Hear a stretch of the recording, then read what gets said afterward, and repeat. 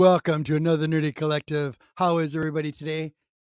Got a good show lined up for you guys today. I hope you enjoy it. It's going to be fantastic. We're going to talk about a lot of stuff. Big shout out again to Gary B for this. This is fantastic. If you don't know, someone's actually narrating the entire thing. Evil Mike on his channel. So if you want to listen to it, you can.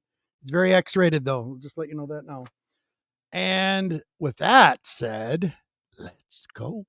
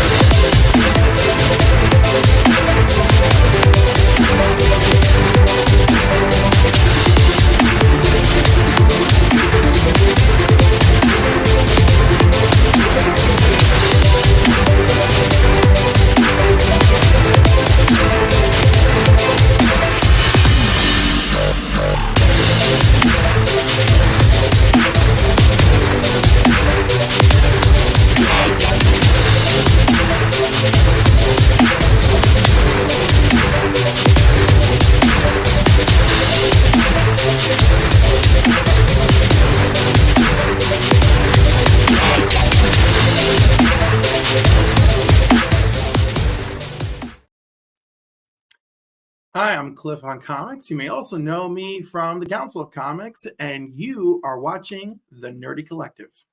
Awesome, Cliff. Thank you for being here. Much love, buddy. Awesome. Thank you for having me. Absolutely. Absolutely. Looking forward to this Q&A with you. I think it'll be fantastic. So did you like the intro? Beautiful intro. Good. I love the music. It was great. I'm glad that the excerpt from my Happy Birthday Rob Fatstacks made it in here. Yeah. Excellent. Okay, let's get my guys on here. Here we go.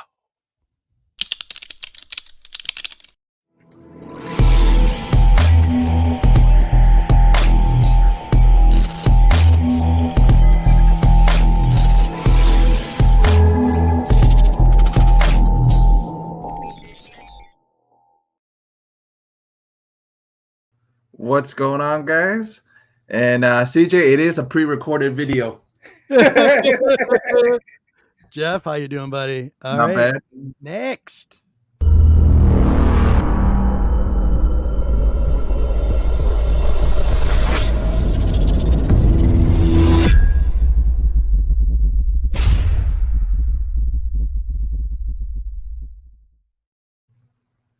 It's finally cup of tea time. Sit down and questions.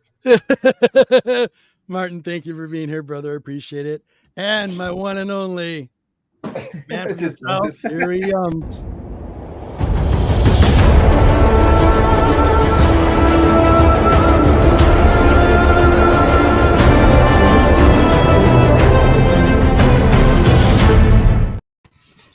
Hello, YouTubians! Welcome to the greatest show beamed to you direct from Mars. I love you, buddy. Thank you. Robert, before we get started, want to wish everybody a happy Lunar New Year. It's the year of the dragon. You're the dragon. Yeah. Absolutely. Yeah. So. I got the dragons. Yeah, I'm ready. All right, let's get into this chat. This chat has been like on the rail here. Okay. Say hi to John, Comics the Kids. Love it, buddy. Thank you so much. Cliff. Comic Journey, my crazy Greek friend. How are you? So nice to see you. You know me. Can't help it. It's presentation all the way. Sorry. Cliff, thank you. And Digger Jim, what is up, buddy? Thank you for being here. Martin, let's get caught up. There we go. There we go. Hey, what's up? So thank you so much for being here. Appreciate it. Hope you enjoy the show. If you got questions in the chat, I tagged them up there. Please ask them in there. There's a Q&A for Cliff. So get to know him a little bit better. I'll be able to tell you guys right now, gentlemen on the panel. Sorry, Cliff, this guy right here, he knows his shit. So please quiz him a little bit. Anything. Marvel, DC. My God, I'm like, I have a lot of help and the power of Google when I make those preparations. You know, I take. Well, you know what? It's impressive. It's still impressive. Well, I'm putting work into it, so thank you. I appreciate it. But no, do you think I really remember? I mean, like this morning, I was like, what was that comic where Lex Luthor was really Jor-El and this dude who conquered the other half of the world was really Mongol? And then eventually it occurred to me it was Destiny, and I was like, great. And I was like, I should make an Elseworlds category for, Crisis Trivia. It'll be wonderful. Wait until you get my age when you wake up in the morning and you go, where's my right shoe? I'm so close to that. I'm afraid. Oh, stop. Okay, so really quick, and I'm gonna blow you up here in a second, Cliff. So first, this is a big shout out. Very, very, very proud of Gary B. Gary B. put out this book. I'm sure everybody We is are proud of him for putting out that book. Putting out this book. It was a great 36-page story. Very entertaining. Very visual. So, Cliff, could you please give us a synopsis of what it's about? If you want to hear the dirty part, Evil Comics. After the show, you can watch on the rewind. He's actually narrating the entire book. It's pretty X-rated, just warning you now. It is made for adults. So, go ahead, Cliff. In Harper's Hollow, a new evil is about to be unleashed. When Alexis is exposed and bonded with an alien parasite, a new world of options is open to her. A world where she isn't the abused. A world where she isn't powerless. A world where she is in control. A world where others tremble before her and her power is absolute. Alexis never knew the extent to what she had suffered at the hands of those in the world around her. But now, after surviving a tragic accident and being bonded with an alien parasite with eons of knowledge and suppression to draw on, and combined with Alex's own tragic past, a whole new world awaits. In the dawn of her rebirth, change is about to be terrible and finite. This is the start of a new age, and Alexis will be at the forefront of a new existence. Together, her and the parasite create a new life form for all to tremble and serve before. That's what he just read. That's awesome, buddy. Thank you, Cliff. Thank you. Thank you. Big shout out to Gary B, though. Big shout out. Very proud of him to put out his passion. Not only am I proud of him, but I'm good for him for, right, powering through all that fear of judgment that comes with writing something like this. Yep. Exactly. And he talked a little bit last night with DJ Lynx about that last night. And he was like, I was more concerned about what the community thinks. And, I was like, dude, the majority of us are going to support you. Just go. Yeah, exactly. All right, hold on. Luke Cruz says, buddy, what is up? Thank you for being here, buddy. Appreciate it. I know. He wants to see me Frazetta, man, and man today. I know. Gee, thanks, Journey. I see how you feel. Okay. He wants to see Tentacle Man too. Okay, gentlemen, questions for Cliff, please. This is the time to ask him. You guys in the chat, please ask him to Cliff.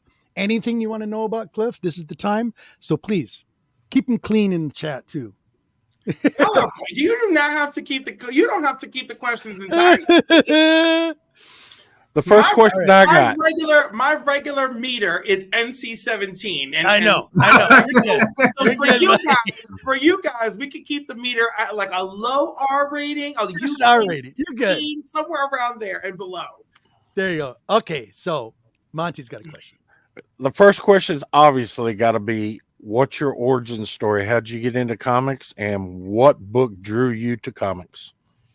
Oh, that's so funny. Okay, so what drew me to comics was I saw Superman on television when I was 2 years old. It was when it was on CBS, and it was the two-parter, right? So like Lois is falling and Superman's flying up to catch her, and it's like, oh, to be continued. So that just drove me crazy. And we did catch it the next night because I was very excited. And then from that, it was like sometime later, I noticed the Superman comic in the drugstore, and my mom grabbed it for me. And it was part 2 in a 3-part story about Vardox, and so like that was like a whole thing, right? So my mom actually found the other 2 issues, and then once I had all 3, before I could read, she was reading them to me at night. It was terrible. That poor woman.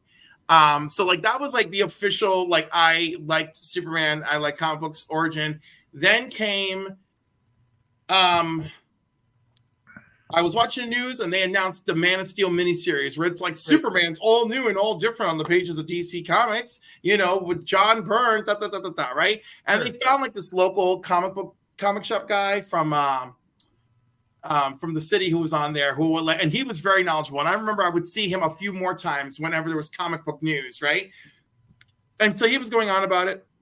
And I was like, wow, I got to get this. So there was this store locally called Lloyd's, and it's basically like Walmart is now. Like, so there's comic books and magazines in the section near the pharmacy. There's a little restaurant in there. There was a toy section, clothing section, groceries.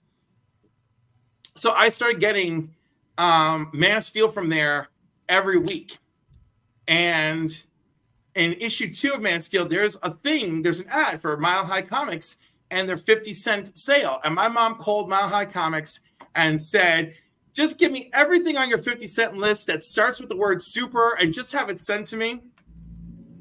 Which is funny because it took weeks for this thing to show up. So by the time maybe it took months, and maybe she didn't order it right away, but things were different back then. But the point is, at one point, it was months later, and I had already read this issue of Superman, and I was wondering who the hell the Legion of Superheroes were. And then I get this huge mound in the mail from Mile High Comics, and there was a bunch of Superboy and the Legion in there. So I got my little introduction, and then forget it. After that, I was a DC fan. Great question, Monty. You wanted an origin. We won't hate on you for going to DC first, but you know. Come on, Monty. He's a big Marvel fan, just so you know, Cliff. That's okay. Marvel's great. Yep. In general, I kind of like them equally, but you know, you're always whoever bit you first. I mean, that's it. You know. Yep. Exactly. We had a couple questions for you, Cliff, in the chat. Let me get to them here. Digger Jim first. He asked, Cliff, what is your favorite DC hero? I don't know if I made that obvious. We pretty much answered it. That's what I want. If I didn't make it obvious, I'm glad somebody asked so that I could be clear about that. There we go. We got another one from Digger Jim. Digger Jim asks, Cliff, who's hotter, Bruce Wayne or Oliver Queen? Oliver Queen, because I have a weakness for blondes. Hey, did you like the big muscle guy at the end? In the intro? Oh, that was nice. Yeah. It might have been too much muscle for me. You know, if you're looking for the level of muscle I'm comfortable with, the Brian's Cowboy lineup is right there. I know. Thank you so much, Rob. You are awesome as always. Thank you so much. Appreciate it. I appreciate you, Rob. I've got a question. Yep. Go Now, ahead. I like my random questions. Right. Now, shove me on, Clint. He's got a picture behind him of a vista, and a vista is a view, isn't it? It seems to go round different rooms. That picture in the frame behind you. I'm so glad that you picked up on that. All right. What's the story? What's the story on that?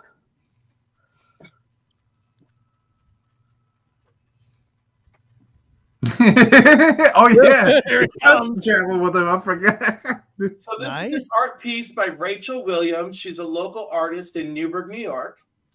Nice. You can find her Rachel Williams Art on Instagram, and this is a vista of the Hudson River here in New York and part of the Hudson Valley. Like everything feels like it's the Hudson Valley if it crosses. That's beautiful.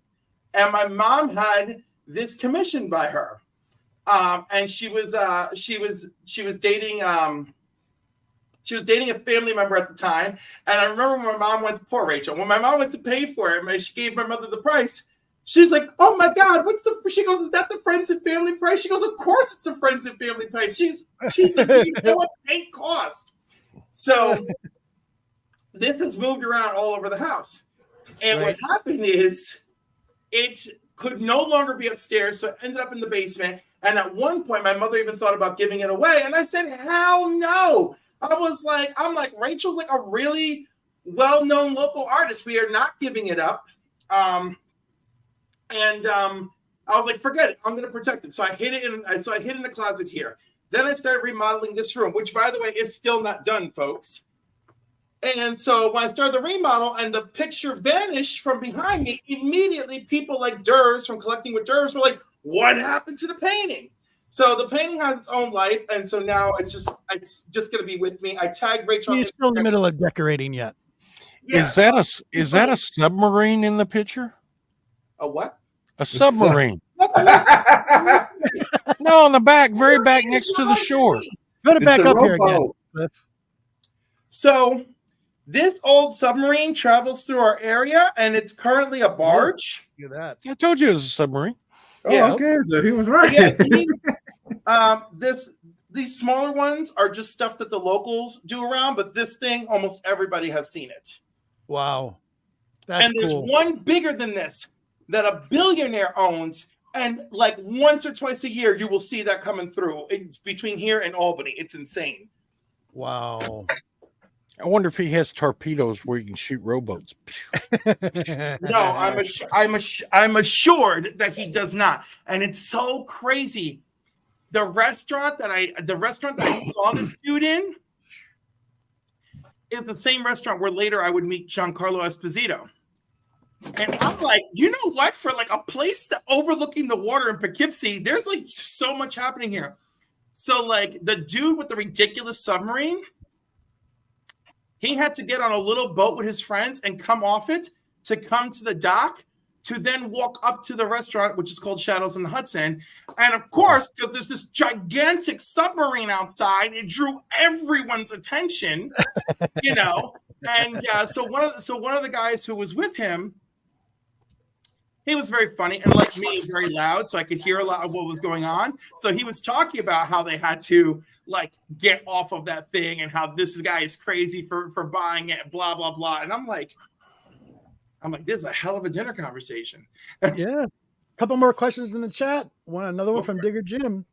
He's asking which Legionnaire is your favorite? That's complicated. I'm gonna go with Mon-El. It started with Mon-El, and I guess it continues to be with Mon-El, traditional Mon-El, because the one that's a descendant of Superman's family kind of is another one of the things that Bendis did that I regret.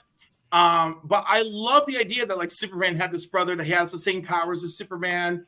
And then of course his story is pretty deep. It's tragic. He's trapped in the Phantom Zone. Lead can kill him, you know? Right. And like that's like there's like a whole thing. And when the lead formula, the formula that protected him from lead wasn't working, he was terrified of going back into the Phantom Zone. That was a great little story. And then we got one from Roman Curtis. Favorite 3 DC titles outside of any one super. But if I say Legion of Superheroes, does that still mean super? Still got super in it. It still has super in it. So we'll exclude that. We'll go with the new Teen Titans and Wally West the Flash and Wonder Woman. Okay. But then again, this shifts and changes and becomes hit and miss over the years. So, but in general, when I look back, I really enjoy those titles overall.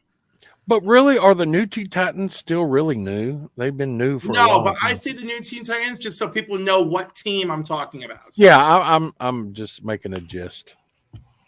Okay. Roman, you have a invite, buddy. Show up. You got you. All right. Not just leave him in the chat. He can ask questions in the chat. Makes it feel better. Roman, if you want a good night's sleep, come on the show. No. He seems to sleep better on the show than he does in his bed. I know. He always seems sleepy. Okay, here we go. DCV Super Team, interesting. Elite Four, Dellen. I didn't say my favorite DC Super Team, though. There we go. So I guess I am going to go with the Justice League. Okie doke. I was gonna say. I think I'm most invested in them. I'm pretty sure. I feel quite confident. Simi. You know, now I guess I've got a question. During the show off period, I'll have to change instead of showing these books. I got some DC books over there that I have in bag and board. I'll have to show those off since Cliff is here. Oh, cool. You're honored. That's like Monty swearing. That is like him swearing when he says DC. Hold on, Cliff. I got to put this up really quick for Rob.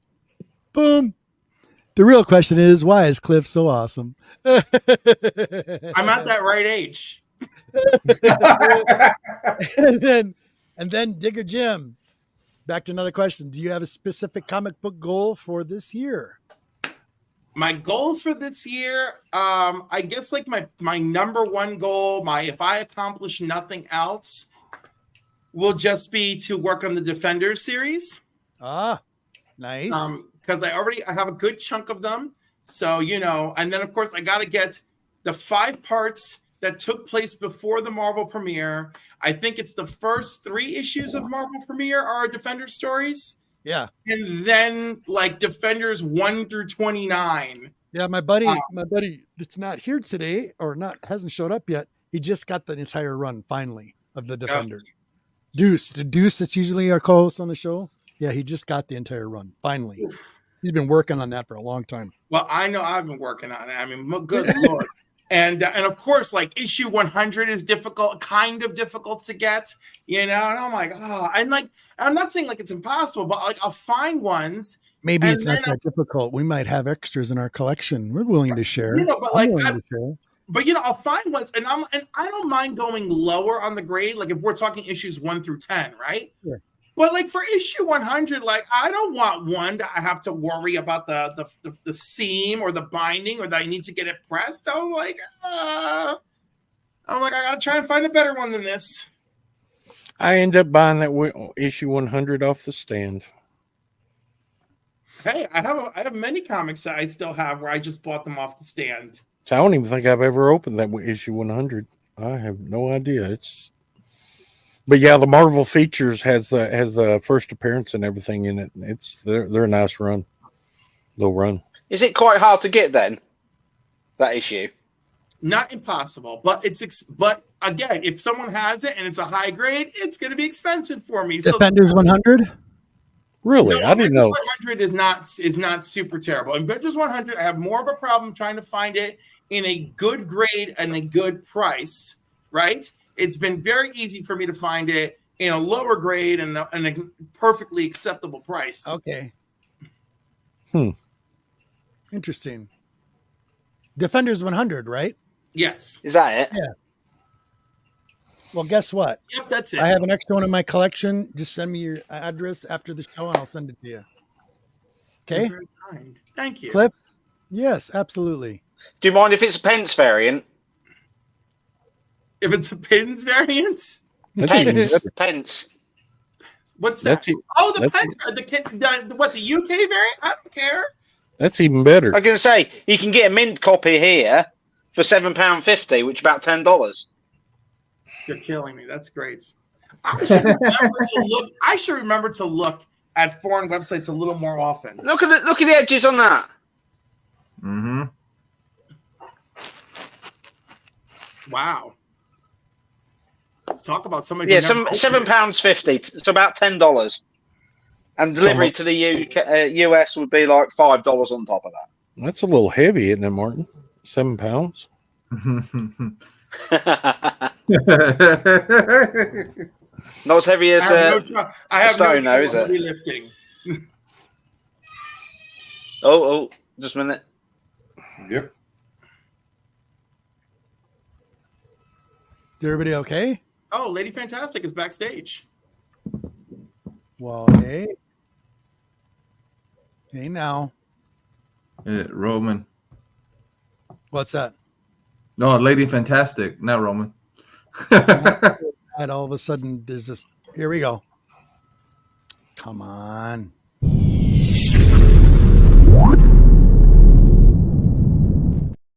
Lady. Hello there. There we go. Hello, doing? Sorry. Oh, you're a trip. Hey, look. As soon as you said Deuce, look who shows up on the chat. Deuce. Deuce is in the chat. What's going on? Where are you, Deuce? You should Get in be here, Oh, yeah, Deuce. Defenders. I love Big Lion, what's up? His Look at ears that. started. Everybody's not going to give Defenders and me your Deuce. defenders right now. There, you're done. Yeah, just make sure I get your address and I'll send it to you. So Cliff, other than defenders, what other Marvel books are you collecting a run on trying to I kind of? love that you specified with Marvel books. Of course. That's fun. I'm also looking. So, in order of interest, it goes Defenders, Invaders, the Champions, and Marvel Team Up for the I Marvel. fucking love your taste. I have good taste. I love it. I have Defenders 1 through 40 straight run. I have Invaders. I'm still working on it. Was that a little one? And I have, what was you said? Defenders, Invaders, Champions. I have the last 2 issues of. I'm working on, and then Team Up. I have some. A little known fact about, and he disappeared. Where did Cliff go? He just There he goes. A little known fact about Marvel Team Up is that book was created to introduce everyone to other characters other than Spider-Man. It's a good way. And everyone loved Spider-Man. Spider-Man sales were up, so there's a lot of other characters their sales were down. So they introduced the Marvel Team Up to draw people in to the storyline of other characters, so they would go out and buy their single books. and Marvel 2-in-1 was kind of taken off the popularity of the Thing. So Yeah. they did the same thing with the Marvel 2-in-1. Yeah, I think 2-in-1 ended up being a little more popular, but that's just my opinion. And 2-in-1 always features the Thing, but 3 issues of Marvel Team Up do not feature Spider-Man. Yeah. Team Up, yeah. So Spider-Man, there's some that have like the Son of Satan and Thor or something, and then some that the SNL has Spidey in it, the SNL one, right? Yeah, no, the 3, particularly when it comes to Marvel Team Up, there's 1 issue where it's Human Torch and Doctor Strange. Yeah. And there's 2 issues where the Hulk fill in for Spider-Man. Yeah. Okay. And like they straight up said, Spidey's on vacation. So here's That's what I was. Yeah, that's what I just fixed to say. Spidey was on vacation. It was what originally was his original artist on that had moved on. Not moved on, had something going on, and either sick or couldn't make the deadline or something. I don't know. So they got another artist to fill in. And from what I've heard is that artist was he was contracted to do those books with Spider-Man in it. And when he didn't show up, they couldn't use Spider-Man in that book, so they used another character in that. That's book. hilarious. Isn't that weird? The stuff. It is super weird. And it's so funny too, because like that could be a stipulation in the contract, right? Yet we've heard a million stories of how often writers and artists got screwed out of all sorts of things, right? But this particular thing was something they were afraid of. Right. I've heard a few stories about that, but that's the one that stood out in my mind. Now, whether it's true or not, I don't know. I mean, don't quote me. Oh no, I believe it because this is not the first time I recall hearing this. G-Man, do you want to see a book I used last night on the hunt? Yes, I do.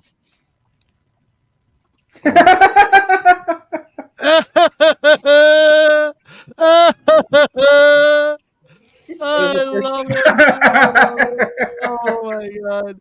I said I needed to start the night out with a bang. How did it work? How did it go? I want it. I appreciate you so much, Lady F. I really do. Caroline brought the goods. That's awesome. You're awesome. I'm come to be sassy. Of course. Hey, you gotta have fun with it. You do. And check out what this I found out, G-Man. I found this at the dollar sale. Holy crap. Death, and it's a Vertigo promotional talking about AIDS and how to use protection. Yes, yeah. I've seen that. It's interesting. So Rob Worst told me that it would also pop up in the Vertigo books, oh my God. but it's more rarely that you would find them in like independent. See, it shows like how to put on a banana. He like holds a banana to her. Sex education. Hey, there we go. Yep. But it was during the AIDS epidemic. So I thought that was interesting. And it's like, dude, I love promotionals like this. But it's Death Talks About Life. Nice. And yeah, she talks about safe sex. Yep. Exactly. Raw man. That just silenced us all, didn't it? Right, Cliff, my question. Ready. Right. If you woke up in the morning and everyone's Marvel and everyone's obsessed and DC are obsessed with multiverses, so let's do it this way. So you wake up and Marvel and DC don't exist. What are you going to go to your comic shop and buy? What's your first pickup? Are you kidding? I'm going to go to the computer and start writing comics that people have never heard of and make a fortune. But you're avoiding the question. No, wait. You told me where I'm going to do it. Is there anything else? Is there anything else you read? Well, yes, of course. I'll go and pick up Radiant Black, and I'll go pick up Spawn. But I'll be writing the hell out of some DC stories, and I'll intentionally make the Legion awesome while I'm doing it too. I've got a personal question on Radiant Black. Then I lost interest with Radiant Black around issue 10, I think it was. Yes, so did I. It just seemed to. I just lost it. What? Well, no, that's okay. I lost it too. But in a world where I have no Marvel and no DC, I'll give Radiant Black another chance. So it just wasn't near as radiant no more. It seemed it, then it just seemed to be a bit. I can't explain it. It just lost me. Lost its shine. Yeah. I mean, I don't know. Like recently, I picked up something, and I realized that like the new Radiant Black was still Radiant Black, and I was like, oh, they're committed to this. So I'm like, and the guy who was Radiant Black, oh no, now he's awake, and it's like, what? Oh But, God. Yeah. I know what you mean from it. So, yeah. But they got other things, and like it's really funny, right? Because like I find them to be like a very super powered Power Rangers. Yes. Yeah. I got a super fun. So talking about promotionals, it's just one of my sicknesses, but I found this awesome 7-Eleven one. Nice, lady. Together for the first time, Spider-Man, Captain America, Incredible Hulk, and Spider-Woman. And 3 of them had a cartoon on at the time. It's great. I know. And so we've got them versus the Trapster, the Rhino, the Wizard, and the Enchantress. Oh, Cool. I love me some Paste Pop Pete. Yeah.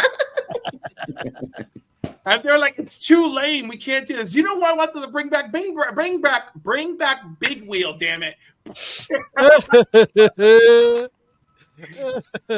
You know? Gentlemen, Jeff, guys got more questions, please. Well, I got one. How did Cliff get into D&D or Dungeons and Dragons, pretty much? Oh my God! Like officially got into D&D. It was the year I owned a comic shop, and shockingly, it was D&D 4th edition. So I'm one of those people where it had a positive impact on me because it was my official introduction to D&D. Nice. And also at the time, Wizards of the Coast, like, I don't know, I haven't used their 800 number recently, but their 800 number back then, people answered that damn phone like nobody's business. They're like, what you got going on? You got a question about magic? A question about D&D? Really? And then I would go, look, blah, blah, blah, blah. And they're like, listen, rules is written. You could do whatever. You could do X, Y, and Z. Many times I had questions about freaking Magic Missile, right? And it's like, rules is written. You could do this. He goes, but remember, at the table, you're in charge. And I'm like, every phone call ended with that. And I'm like, this is hilarious. I love it. And, do you play? So do you play Magic? Yeah, I did play Magic. Nice. I've seen Lord of the Rings decks. I only played. You know, it's funny. I played Arena in the past year just because. Have you played Commander? I only played Magic. I only got into playing Magic for a hot minute because of the Lord of the Rings set, and there was like 36 people who showed up for the Lord of the Rings night, and it was great. We were all hooting and hollering, and it was a good time. I do the Lord of the Rings too. Very I have the whole shebang. You know, this is one of my this is my Elven deck. Like it. Of course. It's based on democracy. That would be awesome to play, you guys. Man, it's fun. My brother taught me how to play. I never knew how to play, and then they were making the Lord of the Rings, and I'm like, I'm fucking learning now. Yep. You're like, he's like, now you're interested. You're like, you said Lord of the Rings. If it's there's a lot of Cliff too. Also, lady, there is quite a few comic creators that done some of the art on the art. Yeah. Perillo. That's pretty phenomenal. Perillo's first American work is a Magic card. Really? Yep. Yes. Yeah. Fucking treasure trove of knowledge. You. And Eric the Champs is local to me, so I run into him once in a while. We've had him do a signing at the store, So he's awesome, and because he's done so many cards, right? They've had him go. They sent him to Hawaii for one of the big tournaments. He's like, holy crap, they're sending me to Hawaii. Picked up this. It's John. I love the Spidey Super Stories. I got the whole run of those so far. Those are tough to find, and I picked up my M'Baku. These are just some recent pickups that I've been wanting to show. You picked up some fancy stuff. I picked up some funky stuff. Wow, nice. First time Hulk gets venomized. This was a gift from Tony Sanders. Tony Sanders, yep. My ass up. But yeah, Magic is fun. I got this. I'm getting into the promotionals, like you said, the fun and games. So all that stuff's been fun. Simi, she's been getting into play. What decks have you been playing with, Simi? And Cliff, do you have any Lord of the Rings cards, or did you just go to like the little promotional to play? I have no. I went to the promotional, but I picked up a bunch of stuff that night. But then that was it, right? But on Magic Arena, I got the whole freaking shebang. You know, I've got everything unlocked on Magic Arena, and I think it's historic or whatever format where the Lord of the Rings fits in. I beat the hell out of people. That's Commander. That's Commander. No, not Commander. Like Commander is one of them. There's one other one where you can use them. So the other one where I can build a deck around it and just use it, I just lay this deck down. The one where you play, is it 20 points based or 40? 40. Okay, that's Commander style, bro. Oh, wait, no.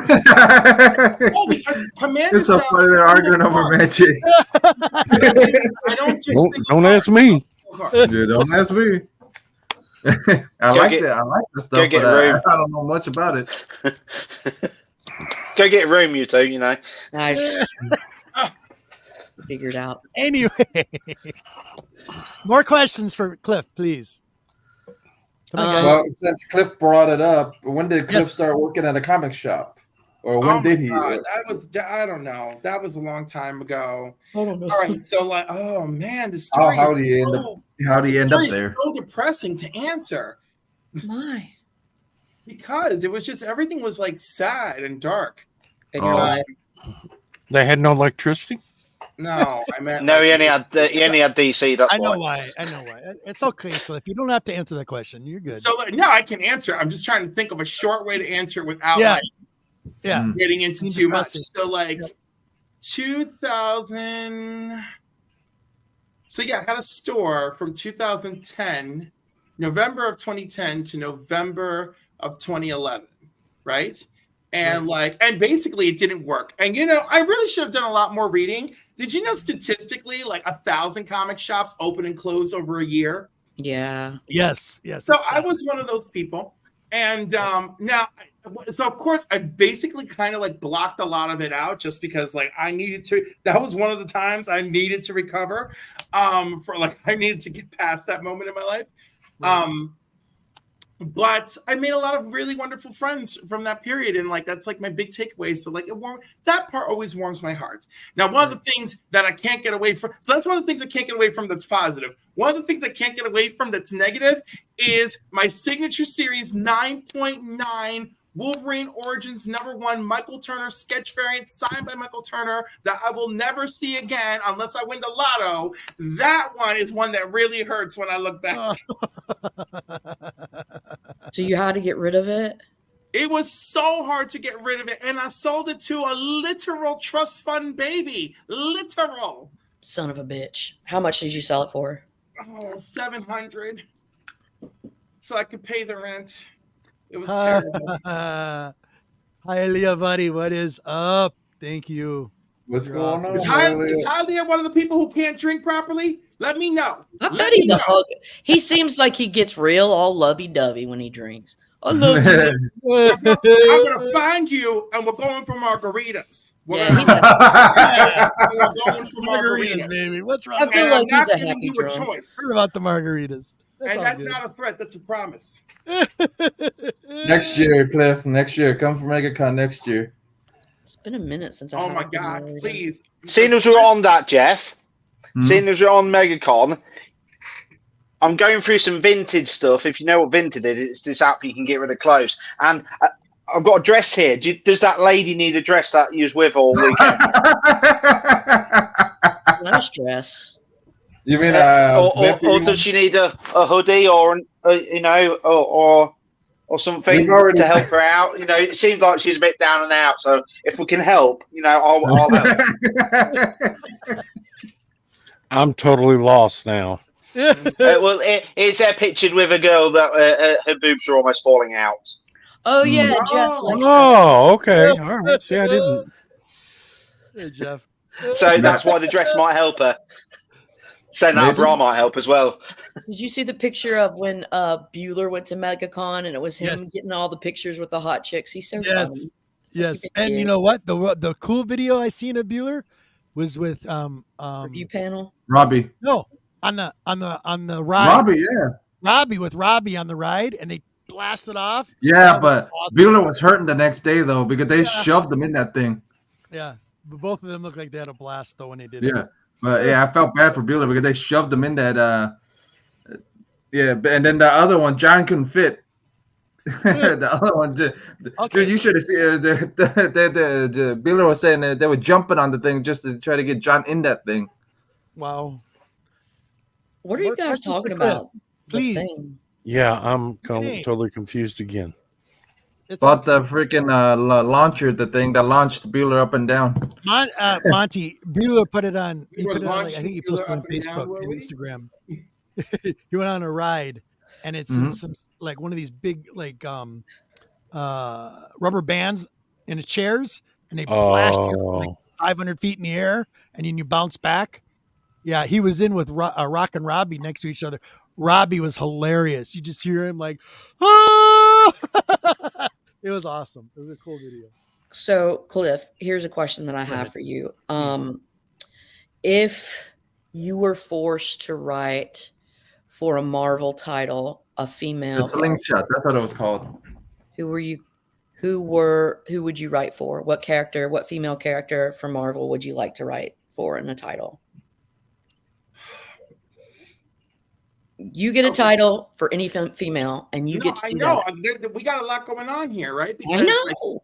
Because there's like, first of all, I think maybe, just maybe, I would nail it on She-Hulk. So like She-Hulk comes to mind first, even though she's not my favorite. Yeah, but she's a good lawyer, and I could see you have the verbiage to make her sassy. Oh yeah, no, she would be sassy. She would be all up in that courtroom, be like, "You are not deporting my clients because right here, objection, bitches." Right? She was like, she's like, because we live in the Marvel universe, we have a clause for people who are time lost. This person is time lost, and that's what we're gonna do. Let me just knock down this fourth wall and tell you what the fuck's up. Yeah, exactly. Yeah, that'd be great. Because you have to imagine, right? Like Marvel law has got to be different than like real world law to a very specific degree, right? Because they have mutants and they often treat mutants differently. Yeah. And what does that mean on paper? Time travelers. And if you are the victim of a time traveler, what does that mean on paper? Right? Yeah. Like all of these things are like valid things that have happened in the Marvel universe that we take for granted. And they did create like whole legislations. There was whole like legislative movements to put mutants in a box because they were like known threats. And it's really cool how they get into that. 2 registration acts in America. Yeah. Right? Mutants and superhumans. Yep. In Canada, when the Superhuman Registration Act took place, Alpha Flight said, I don't know what you guys are having such a problem with. We already did that here with the mutants, and you guys didn't raise an eyebrow. And then the mutants told the Avengers, you guys didn't raise an eyebrow. Yeah, with their Weapon X shit, right? Yeah, exactly. There's some Marvel love there, Monty. Dude, I love everything Monty, that you're talking about. He's eating it up. Yeah. Well, originally Stan Lee created Magneto and Professor X from Malcolm X and Martin Luther King. That was his backbone for the 2 characters. And Malcolm X and Martin Luther King eventually in the days drifted apart and seeing everything in different eyes and ways to go about it. Eventually Malcolm X went back and started seeing his error and stuff, but before he could really do anything, he got killed. You know, but that's the original background of. Do you not think that the government probably killed both of them? Killed who? Never mind. Oh. MLK and Malcolm X. Oh, I have no idea. I was so little when that was going on. The big thing I seen back in the day was I remember seeing the Apollo moon landing when I was little, and that was on TV. Like, yeah, Magneto's thing is through any means necessary. Yes, and that's very much a holler back to the Malcolm X. Got a question in the chat for Cliff. Here we go. Cliff, my question to Cliff is boxer or briefs? Well, briefs because they're healthier for you. But personally, I use boxer briefs. I'm one of those people that needs to be right in the middle. Excellent. Need to breathe a little, but with a little reassurance and support. Exactly. Just enough support where it matters, and just enough breathing room where it really matters. Most people that start with boxers all their life, when they get older, they go to briefs. Yeah, gravity's a bitch. Gravity's a bitch. Exactly right. If you don't keep the suckers tight, they're gonna fall.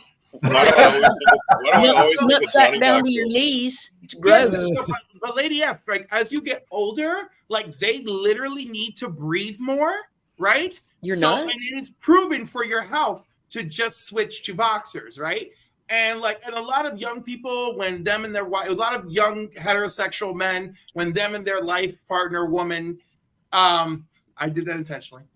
When they're trying to have babies, they always tell them like, "Oh, you better switch to boxers," right? So like, there's all sorts of boxers and cold showers, not baths. Gotta let them nuts breathe. Well, it doesn't have to be a cold shower, but it can't be too warm, right? They don't want you going over a certain marker. No, as in shower instead of a bath, because bath, then you're sitting in the water for hot water. Oh yeah. We don't want that. We don't want that either. Yeah, but this if you're I have no kids. This is all from me having 9 nieces and nephews. All right. Like, I have a question. Hang on. Let me make a statement right quick. Let me make a statement. If you're over 60 and you've been wearing boxers, we people here in Texas say you got bull balls. And when you take a bath when you're over 60s, you'll notice they float in the tub. That's what I was going to ask. Do they float? For some people. Boobs float. Seriously. I know, Big Lion. Look what you started. For all of us. I have poor center of gravity, so like I really can't swim. I'm a sinker, not a floater, and there's like sinkers and floaters as people, and there's sinkers and floaters for your balls. This is actually a real thing. Well, I don't living. I don't even know what to say about that. What's a hot did I just walk into? I know. How you doing, Deuce? Thanks for being here, buddy. I'm good, buddy. Awesome. But what if you have one that sinks and one that floats? Good luck with that. I have never heard of that happening, but I am sure there's an exception to everything. Yes. Differential in nutsack densities. Digger Jim wants us to get back to comics. Someone asked me an X-Men question. Yeah, ask him an X-Men question, Who's guys. your least favorite X-Man? My least favorite X-Man? Oh, damn. Now we got to go down. I'll tell you right now who mine is. You should know. I should know your least favorite X-Man? Well, no, not you, but some other people on this panel should know. I know it.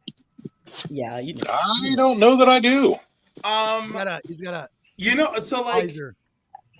Oh, crybaby. One that did absolutely nothing for me, even though I admire their power, was Elixir. Elixir like came and went and was like, I'm like, why did you introduce me to this character so you could do nothing? Mine's way more central.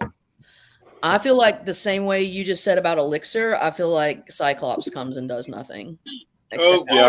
Cyclops shows up with the bull balls, baby. He's a bitch. Yeah. Listen, I give it to Cyclops because he is laying down that sword. You know? And every redhead who comes around, he's a whore. Young son, I love the horse. Since when do I not love horse? He's shallow. He doesn't know how to lead. He gets pissy when other people are better leaders than him. He's just we have all seen the X-Men get pissy when other people get leaders. Just recently on the reread of the old X-Men, Storm is like, what is Xavier doing leading us telepathically when I'm here in the field? Because she's a boss and she's right. Of course she's a boss and she's right, but the point is, we all know the man. And guess what? Xavier did great on that mission. He did spectacular. That one pissed me off too. Remember when she threw that plane at him? She threw that spider plane at him? He deserved it, but he was a good leader. It was Guess crazy. who else is a bitch? Cyclops is a bitch, and he's always going to be a bitch.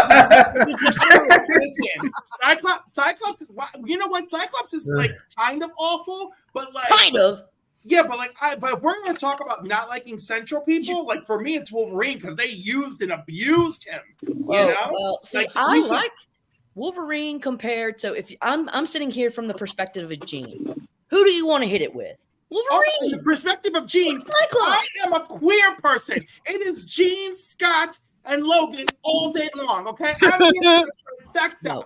No, It's trifecta. Jean and Logan. Jean and Logan. Those three. Cyclops gone. Jean and Logan. A Marvel War, Monty. That's boring. That's boring. This How is did he Jean really Logan is feel? not. Boring. That's not boring. That's real. It's That not- girl. That no. girl has enough talent to handle two men. No. All right. One What she boy. does. Old enough that Look, he can handle it. You should handle like one should be Wolverine and another one should be like better than bitch boy. Than Scott, just better than Scott. Hey, I Listen, like. Scott's I got good pipe. He's got a laundry list. If all them ladies went after that pipe, I'm gonna say I'm gonna want Scott too.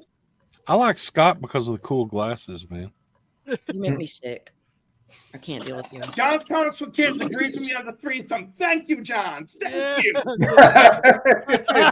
right. Keep them three You know together. what? Y'all are just selfish. This, Y'all just are I selfish. don't care. That Nobody's is it. selfish. We That- are that's here all for a clear. short time.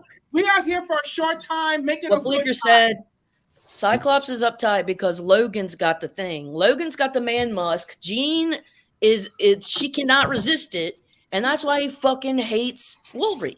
Because she'll I catch don't that care. scene. Listen, Wolverine Well, is loosely bisexual, all right? So don't even get me started. We know alternate Wolverine is out there making love to Hercules, all right? So I don't want to hear it. I'm positive Gene, Scott, Logan have done it. I'm sure Gene and Scott both enjoy the musk, and I'm sure that Scott is bringing the pipe. They keep calling him Slim for a reason. Lady, All right, I'm sure about this. Okay. lady, I've got a different area to go on it. I don't know what. Don't let Cyclops get you down. I don't know what he's done to you, whether he dumped you in past life or whatever happened. Don't What he's know. not Don't done. mind about that. Anyway, lady, right? The whole put us on the screen. The whole Wolverine and Cyclops thing. Let's put it in my terms. When I was going out with different girls, there's ones you shag and there's ones you marry. You're gonna if you're the woman, you're gonna probably shag Wolverine, but are you gonna marry him? No, because I don't it'll. want to take him home to my parents because he's a cuck. He's a bitch. Man musk. I want the good sex. I don't care about stability. But you see, this is there's always that in life. There's always that the people you might want to run away with, but is it worth it? And that's the whole I'm picture not I get on marrying this Wolverine, and that. I'm gonna choose celibacy over that. I'm just like, Well, okay. I want to With apologize Ionic now for Club. bringing up boxers and briefs. It's all your fault. It's all your fault, White Gloves. Yes, it is. It's all my I fault. warned all of you. I come in hot at an NC-17. All R-rated good. level. It's all good, Clip. Here, Clip. We got a question from John. Hold on. Yep. It says, John, what are your X-Men runs after Claremont? What is your favorite X-Men runs after Claremont? Oh my God! Shockingly, okay, so I love the Scott Liddell run and everything leading into Legion Quest, and I loved the Age of Apocalypse. Yes. And I very much enjoyed House of X, Powers of X. Yes. Then it kind of waned a little bit. And then the Hellfire Gala actually brought me back in, which is controversial for people, but I'm like, it's the X-Men, all right? This is their formula. They move up the ladder, they get taken down, they come back with a vengeance. And I'm here for it. Thank you. Just a side note, my arch enemy is in the chat. Which one is that? You got so many. Bleecker. Oh. Bleecker. You and Bleak have a lot of similarities. I don't know why you would. I find most people in this community who have a rivalry, they're full of similarities. Here, we got another That's question true. from Big Lion. It says, what is your favorite female X-Men? Storm. Hey, there you go. Aurora is the HBIC. Actually, I say that with such confidence, but I want you to know, Jean and Rogue are right there. If any evil mutant was like, one of these three will die, I was like, no. Like, Rogue doesn't do it for me because you know who Rogue is. She's just fucking Carol Danvers with a southern accent. how dare you? I just Okay, like my your ass, man. precious I Rogue. said what I said. Okay, I don't Yeah, care. sexual. This is, She stole the powers, yeah. someone who had trouble later in life, had trouble getting a hold of her identity. Prior to that, couldn't really kiss anyone, touch anyone, be intimate, couldn't hug people she loved properly because you have to be close to protect her. I'm just saying, it's real easy to be a reader and just like get over that, but like no, I like connect with Rogue on like holding your feelings back. I mean, obviously that's why I'm a very different person today. But yeah, I really collect with that. All I good. liked the Ultimate X-Men story where it was Mystique, Nightcrawler, and Rogue, and Mystique was like their mama or something. It was weird. Yep. Yeah. Well, Mystique was more like a surrogate mother to her, but Yeah, she wasn't like a for real one. Like she was kind of like circus baby mom. I'm gonna just take you in. but, Okay, another with question for Nightcrawler, Brian obviously. Here you go, buddy. It says another question for Cliff. You rather have grizzly hot dog or a donut hole? Glizzy hot dog or a donut hole? A donut hole, because I'm not fucking around with that hot dog. I'm sorry. the only hot dog I'm looking for is Comic by the Maze, and we already had that talk. Bleeker, the reason why Mr. White Gloves doesn't want to come on the hunt is that it would take him an hour between books because he's got a fucking warehouse. No, because he had a bad experience with a hunt technique. You have not heard the story where he got flying, where he was Superman one day. Yeah, so doing some type of hunt game, like the day I show up on the hunt again is the day the walls come rumbling down. Okay, so you create a monster when you get this man on the hunt. I'll see what happens. Yeah, I'm going to build a wall and I'm going to bust through it on the hunt. Make sure you don't have a stormtrooper helmet on. And make sure you wear briefs on that day because you don't want no bull balls. Line them up. Really good show last night as well. Bleak, come on. I am not 100% sure that I answered Big Lion Cat's question correctly. Okay, hold on. Because if he means the glizzy hot dog like from Glizzy's in New York, then I would pick that. I would pick that first. You'd pick the what? I would pick the hot dog. I would pick the glizzy hot dog from Glizzy's in NYC. I would pick that first. Well, are they super good? It's just one of those things where like it's landmark and they grill it a little bit before they serve it to you. So I like it. Right. We're talking about a hot dog, right? Yeah. Yes. Man, I'm confused. I'm sorry. I'm just an old man from Texas, and y'all are. Listen, the most important thing is, but you're not bored. Look at Bleeker. Hold on. He's right, you, though. Monty. I want to stay till I recognize Mr. White Gloves. Get your ass on the hunt and take your beating. It will happen, folks. He's talking a lot of shit. Well, stay tuned. It's going to happen, man. And so you better watch the hunt every dadgum Friday they're on, because you never know when I'm going to show up. He's crazy. Because they'll be unannounced. I'll just be there. Nice. Cliff's like, what the fuck is going on here? It's all good. All right. So who did you say you was going to write for? The female, the title. You said Storm? She-Hulk. She-Hulk. That's right. She-Hulk. Yeah. Because I feel like I have the most to add, and I love a good horror. So it's gonna be spicy. It's gonna be courtroomy. It's gonna be get what you want. The lady already knows what I'm gonna write for. And in the bed.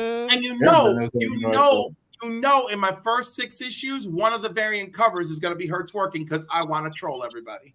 You need to make some grown men cry because they're pretty sensitive. Hang on, I'll be back. Yep. The dumpster man's in my dumpster again. I'll be back. The dumpster man's in my dumpster. Brother on the show. That was very nice. He's looking for that amazing fantasy, isn't he?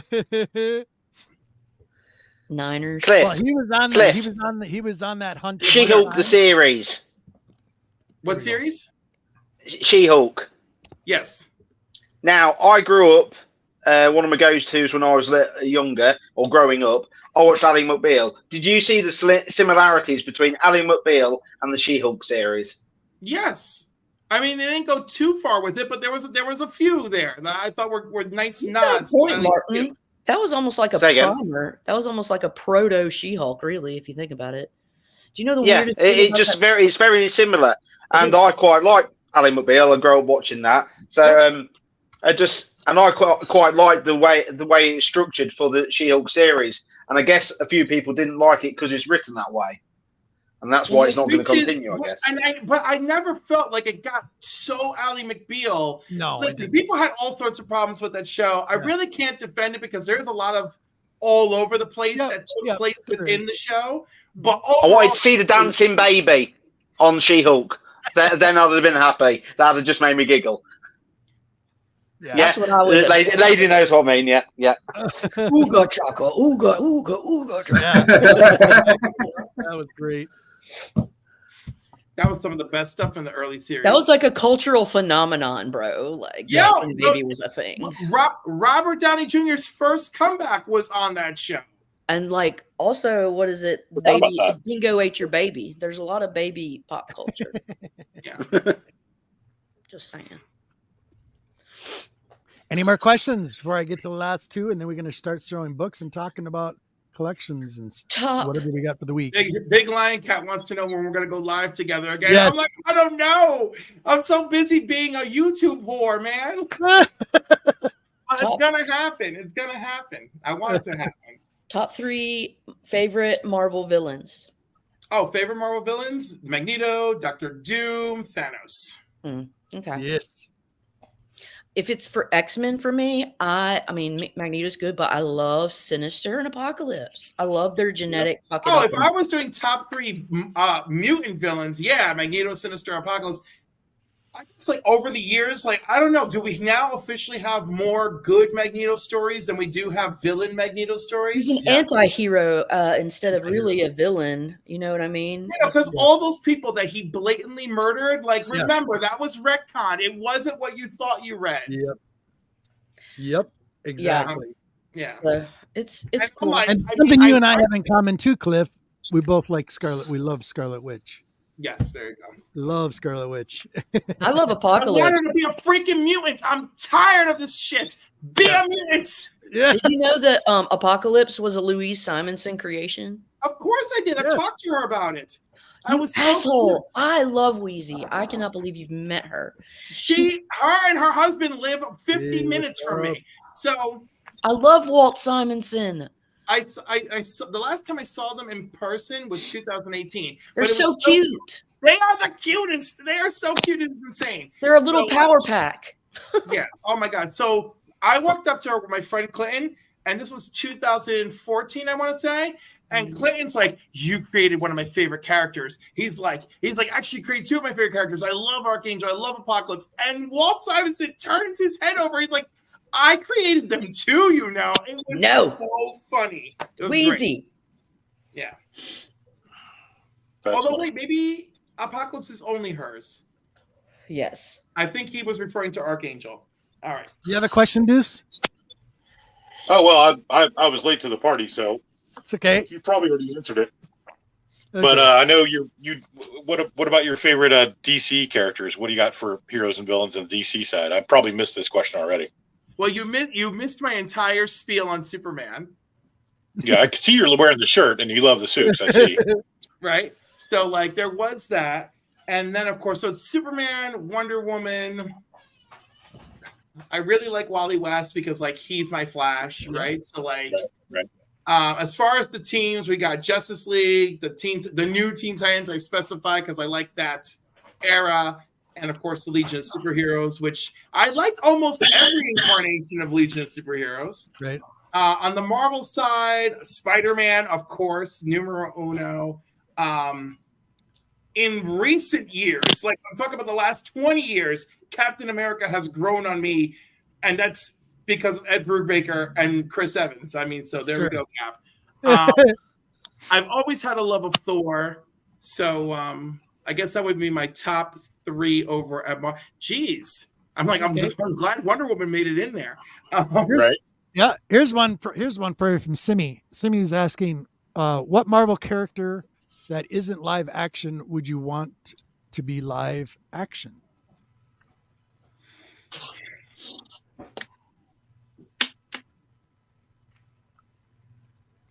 What Marvel character? No, I got it. I gotta think. I gotta go through the Rolodex of who I want to see. Question, Simi. No, this is a good one because it's actually making me think. Who have I not seen in live action that I want to see in live action? Memphis. Oh, what character? I want to see Sinister live action. We haven't gotten Sinister live action. That's true. But this is not about me. This is about you. You got a little bit of a background on Sinister from the New Mutants movie, which was meh. True, but didn't actually give us live action. Never actually saw him, but there was some background about it. I gotta tell you, my gut answer is like cheating because I feel like we're going to get them soon, but I really want Wiccan and Hulkling. I really want them. Yeah, they're good. But I do feel like that's cheating because it's mostly clear that we're going Young to Avengers is coming. So I would say the whole team Starjammers. That'd be fun. Oh, that's fun. Ooh, See, that and we're almost there because we have one alternate universe binary. Cliff, do you need number 28, Starhawk? I actually have that. Bastard, I have two. And you want to know why I have that? Because it's good. When I became a fan of the Guardians of the Galaxy in the 90s, I started chasing down all the earlier appearances. So what Defenders books are you missing? I missed that. I saw you were talking about the Defenders 100. I know you were missing. Well, I was missing the 100. I'm kind of missing. I'm missing most of 1 through 30. Okay. That's my biggest gap. And I have no new Defenders after 125. I have the introduction of the new Defenders and then nothing after that. Oh, I have a couple of 152. No, there's only 152 issues. Yeah. Yeah. Do you need the final issue? I think I got a couple of them. Ooh. I just finished my run. I just completed my Defenders run. When G-Man sent me number 24. They mentioned number 24 earlier. was the one I was looking for too. Fucking, that's so weird. It's so hard to find. I don't know why. It's not even a key. I just got 24 , and it was been so hard to find. Sorry, yeah, it's really hard to find. I don't know why. I've had neither. Fuck, that's weird. All right, real quick. But I mean, I found the other weird one I had a hard time finding was number 6 for some reason, but I finally found one. Cliff Big Line's asking, okay, if you had to cosplay a female character, who would it be? Rogue. Hey. Easy answer. Very quick. See that? I love it. Right. No, I would put the little gray streaks on the side. I'd wear the freaking jacket. It wouldn't have to be a big gender bend or anything. Bonnie Raitt style. I feel like Rogue and Bonnie Raitt are the same. Hold on, buddy. I'm coming. G-Man. Yeah. It's so weird. I can grab it. Let me go grab mine. $4 quid. $4 here. Yeah, I found mine for like $4, but it was it took forever to find it. I don't know why. It's just a weird one. What is up, buddy? I'm glad to hear you're doing better. That's excellent, my man. Now I'm I purposely have the first 50 issues up just to re-verify. Do you have them? Do you have the first 50 issues of? No. I pulled up a window to see which ones I have. So I have 38. Let me go further back. All right, definitely don't have 30. Look at that cover. Beautiful. I do have, right. I know I have 28. Good for me. I have 26. It took me 5 years to find this. Yeah, it took me forever to find one too. Okay, I've never laid eyes on number 24, so that's fun. I hadn't either until a couple of weeks ago when I found mine. I'm like, holy fuck! I finally found it. It's weird. I mean, just go on Google. Just go on eBay worldwide, and you can find it piece of piss. You don't understand. It's different. It's a game. You're breaking the rules. It is a game. It's the hunt. The hunt. Okay, see, I gotta be honest. I don't feel it's an entire. I don't care. I will try to find something. But with some things, I want to find it in the wild. Well, and some things I want to find in a while, because when I do, I said this earlier, when I do find them on eBay, usually it's far from the price I actually want, right? Yeah. And the price and the caliber rarely meet. Now, that's not to say it never happens. Once in a blue moon, I find something that I was looking for, great quality, the price is right, send it to me. Like, so some of my defenders did come from eBay. I was like, yeah. Carlito, thank you. Carlito, buddy. I'm gonna give you, that's number 6, I think he's showing, or 8. Yeah, 6. But that's pence variant, that is. But that's like five quid. So for me, I found amazing deals on eBay, but it's not because it's because they're poorly labeled lots. Yep, and so exactly. You need to find people that don't know what that don't know what they have, and they're selling in lots, and it's piss poor labeling. So I would just say comic lot or Marvel Comics, and you can find some of the most insane deals. Like I found a Young Avengers 1 director's cut in a lot of like 10 different director's cut versions, because they didn't mention it. They just said director's cut lot. And I got it for like $12 for that entire lot. So there's shit. Right. You just gotta prey on the ignorance of others. No, you just gotta dig too on top of that. Dig too. That too. Come on. It's more exciting when you can find it in the wild. Yeah, I mean, I went to like, it's crazy. I went to like 3 or 4 little small cons and even one decent sized one. And I'm talking like you can find good stuff. Probably 60 plus dealers, and nobody had a 24. It was ridiculous. Well, yeah, I mean, I told you. Not anymore. You got it now, bud, right? No, I got it now, thanks to you, G-Man. But I mean, again, I searched and searched. And then I even had my buddies. I had T-Pain and I had Barbarian Kung Fu on the hunt for me too. Yeah, and they can find anything. And then I talked to G-Man, and he's like, "Oh, I got you." And I'm like, "Dude, you're the man." Damn, G-Man. And you didn't ask me, because I can find stuff easily here. You could, but see, it's also like you know, we were talking about. It's like about actually going places and trying to find it in the mix. You know, that's really the fun. I mean, I can get stuff on eBay too all day. Before we start, I want to get into comics and showing stuff off and get into more in Cliff. Well, let's ask your 2 questions to Cliff. I want to get first. to the 2 questions real quick. Okay, Cliff. Sorry, I know I do this every show with new guests that come on the show. I hope to have you come back. I would love to have you. Cliff, man. We need Cliff back. You are fantastic. Fantastic. I love you. Give us more, Cliff.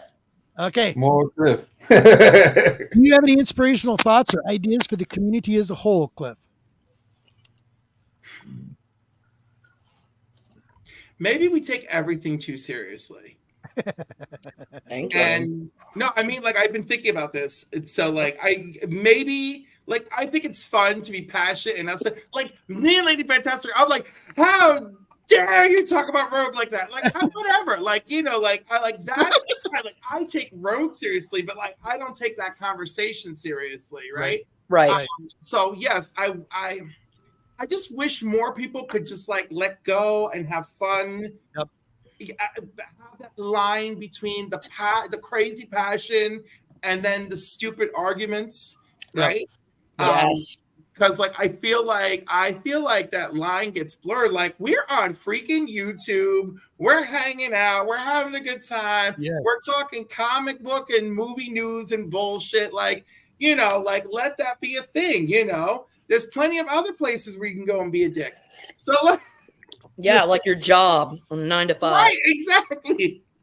But no, I do wish like some people would take like some things. I don't know. It's funny, right? Like there's like, get over yourself. I wish we had the really good about none of our opinions matter. I don't think our opinions matter. You know. To the general masses, anyway. So again, back to the question.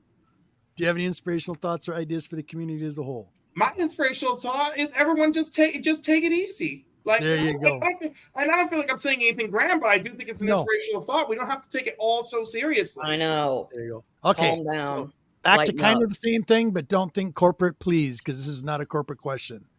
What does thinking outside the box mean to you? Oh my God, like that's easy. Just like have a brain and do something different. Yeah. I was about to say, Cliff is outside the box. You know, just do it. Like, I heard, like, the easiest thing you could do for outside the box is like, well, everyone is doing this. Let me go do my own thing over here, and like that's just easy. But like if you're like dead set on a thinking the outside the box mentality, then you got to be old school. You got to create the thing that's in the vacuum that you want. And I feel like that's the best philosophy people have had ever. Go be the thing you want to see in the world, because then you get to be the thing, which is awesome. I mean, and other people get to be the thing, and you can enjoy it. Nice, Cliff. Yeah, be like genuine. Bravo. I think this is going to sound crazy, and because later in life I fall in love with Dolly Parton, but I feel like Dolly Parton is a prime example of someone who went out to go be the thing. Yep. And then got to enjoy other people being the thing too. Yep. Thank you, Big Lion. Thank you. Appreciate that. What was it? Sassy Cliff. We all making less of me. How are you going to get less Sassy Cliff? Maybe if I mellow out, if I find a man, I'm going to be less sassy. That's going to be terrible. No. Unless I find a man that enjoys doing this shit with me, then you're all in trouble. I hope you do. You deserve nothing less. What happened? Here we go. So, Cliff, is there some books you want to show or talk about, or I got so many books to talk about? Well, please. How about this? How about this Mike? Oh my God, Mark McKenna. Okay. Human Torch that he drew for me. That's fun. Very nice. Who did that? Mark McKenna. Mark McKenna. Yeah. Okay. Cool. This was at Albany Comic Con a few years ago. The same con, Paul Abrams. Oh, nice. Well, and then 2010, before Terrificon became Terrificon, and it was at the ice rink. I got this from Tom Rainey. Oh, I like that. Cool. I like that. It's Vision, isn't it? Oh yeah, of course it's Vision. Yeah, it's Vision. Yeah, gotta bring it a little closer. Sorry, Cliff. There you go. Yeah, beautiful. Young Vision at that. And then from Riley Brown in 2011 at Wizard World. Very cool. Oh, yeah. Like that's it. I love him. And then, oh my God, I don't know who did this. You know what? I'm going to just do a pass if I don't remember who it is. But also Wizard World in 2011 from Phil Jimenez. Oh. Holy shit. I fucking love that fucking. That's gorgeous. And like I sat up all night. I sat up all night with my teenage sidekick Benny. And by the way, this is like an ongoing joke that I've had teenage sidekicks, but I really have. So it's like me, Benny, one of my best friends, Dave, and one other dude. Oh my God, I can't remember who the other person was with us. Shame on me. But anyhow, 2011, I can't remember who went with us.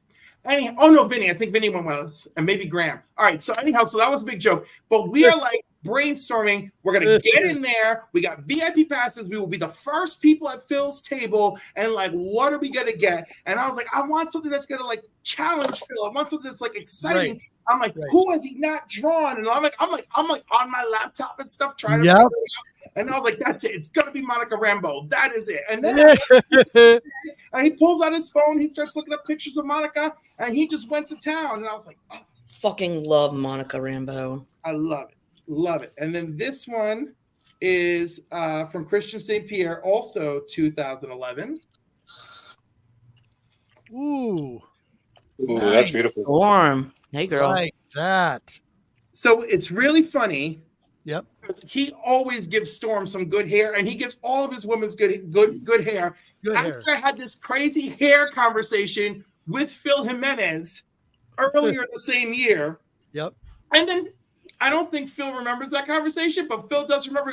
He goes, my fans focus on the most interesting thing. I was like, dude, on your PBS special, you mentioned the hair. I was like, that episode of In the Life that was focused on you, you bring up the hair. And he's like, wow, Cliff, you're like the only person thinking about that. I was like, damn straight I am. Oh, very cool. Love it. What does it say? It's clobbering time. It is. It does say that. That's nice. Very nice. And then Look at that, Monty. Some Marvel love. Yes, I see that. yes, the Marvel love. And if we wanna- He's loving it. if we want to keep going with the Marvel love,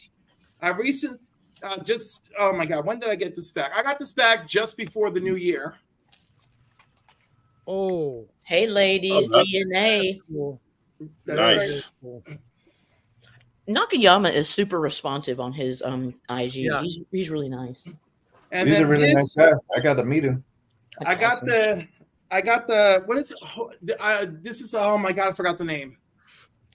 It's on the slab. His name's Superman.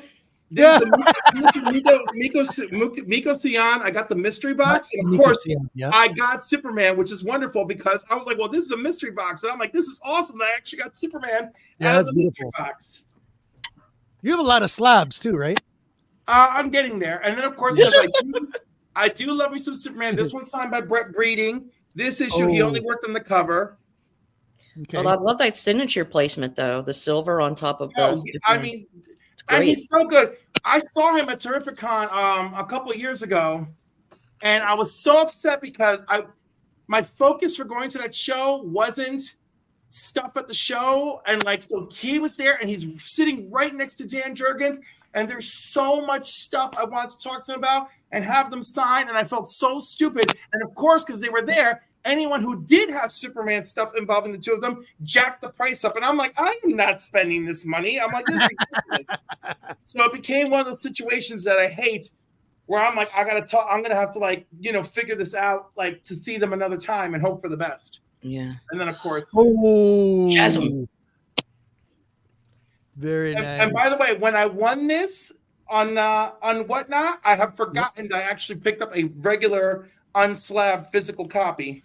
Uncle Dusty- Roman's in the house. Y'all know But is he away? Dusty Brick Brown calls Shazam Shazam. You Shazam. Yes, he does. One of his Dino. favorites. This was another win I had over Whatnot, Nice. and I couldn't resist. It was a 9.2 Captain America and the Falcon, and I got it for like $30. I was like, this is like the most awesome win. Yeah, that's a fee for just having it slabbed. Like, right, getting it slabbed is like $25 in itself, much less the shipping. And then this last one, I just got back after the new year, only a few weeks ago, and I sent this in to be signed by Jim Lee and Scott Williams. Yes. Oh. There you And go. this is for my personal collection. I also had it pressed and clean because I pulled it. The room behind me is my boiler room. I pulled this out of the boiler room. I mean, Wow. I purchased this.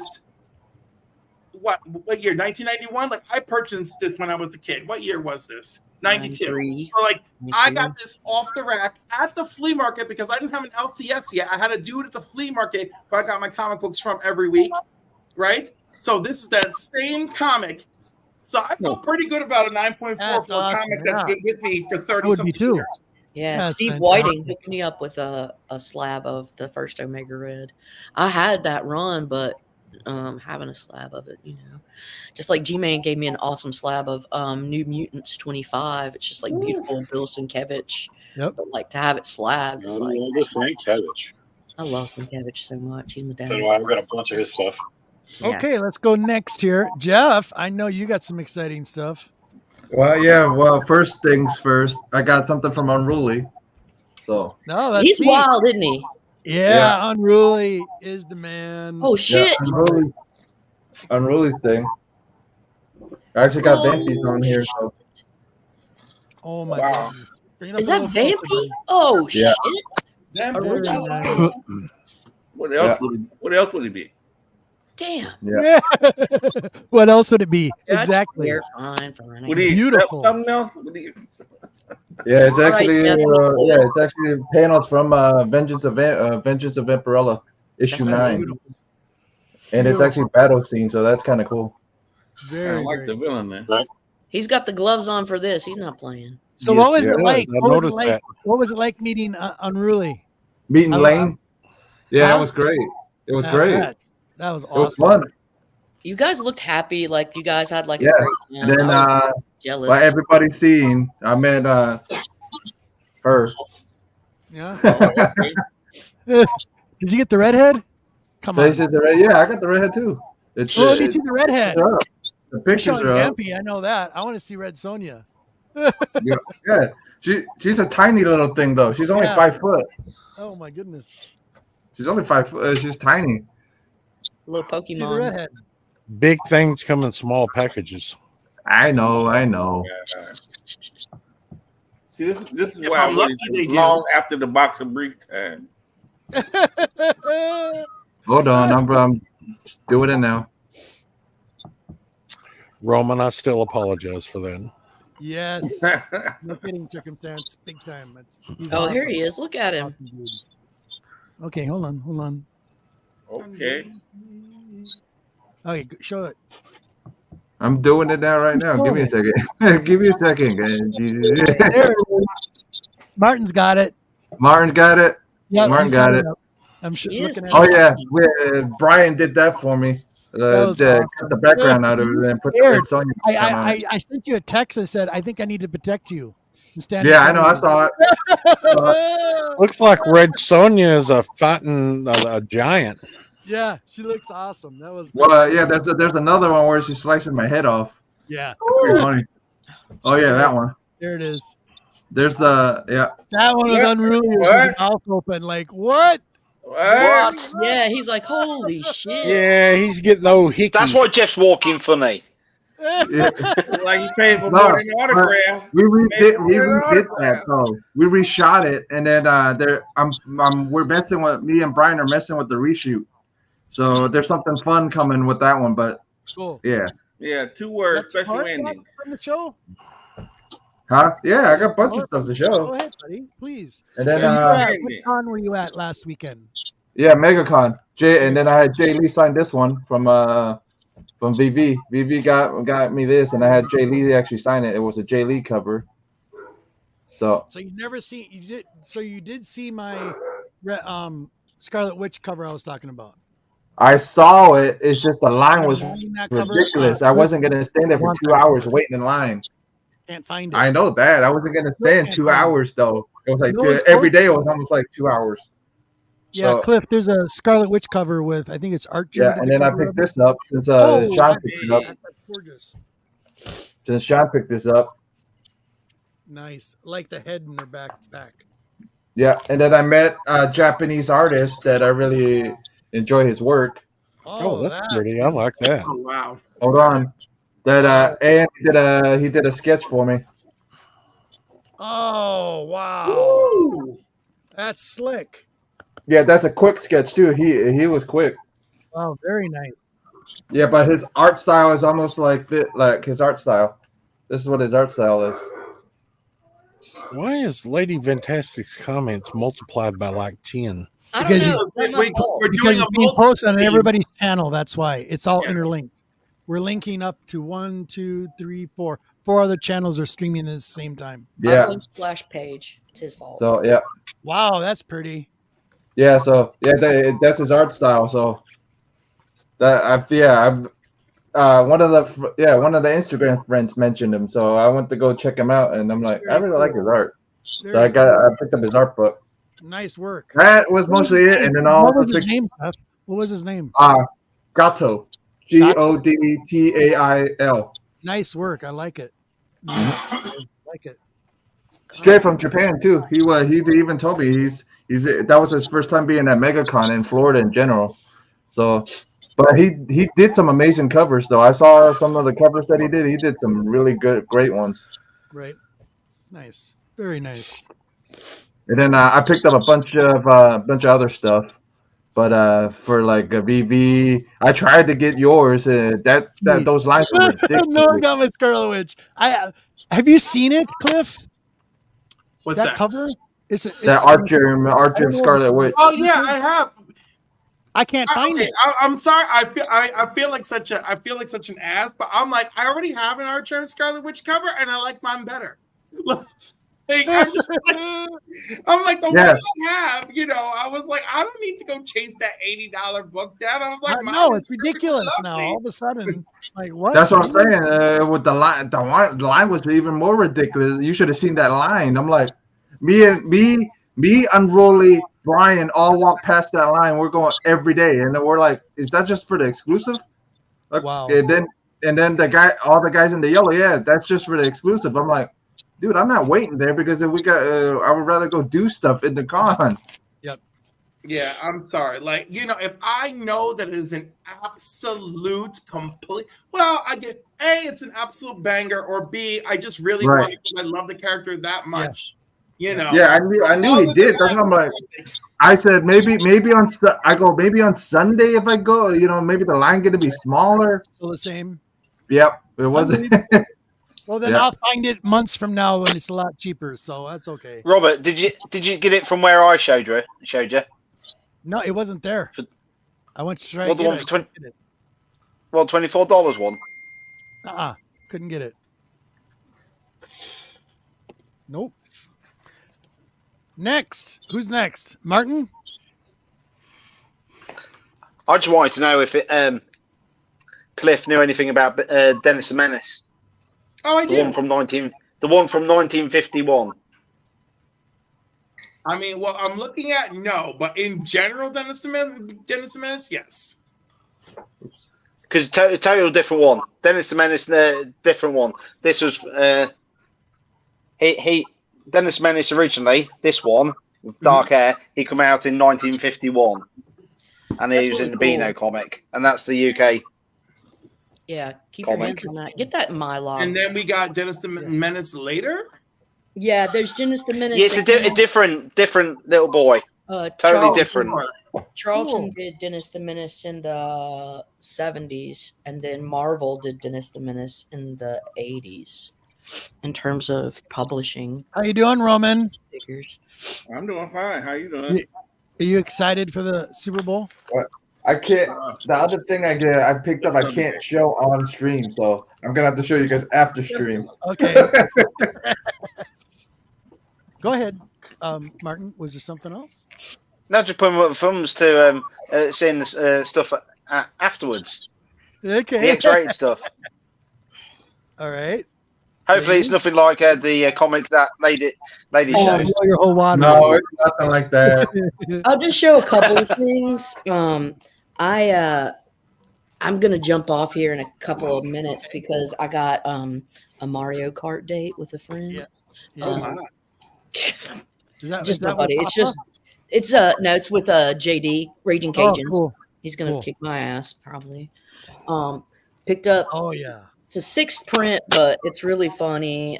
Robert Crumb, but he said R-Com right here.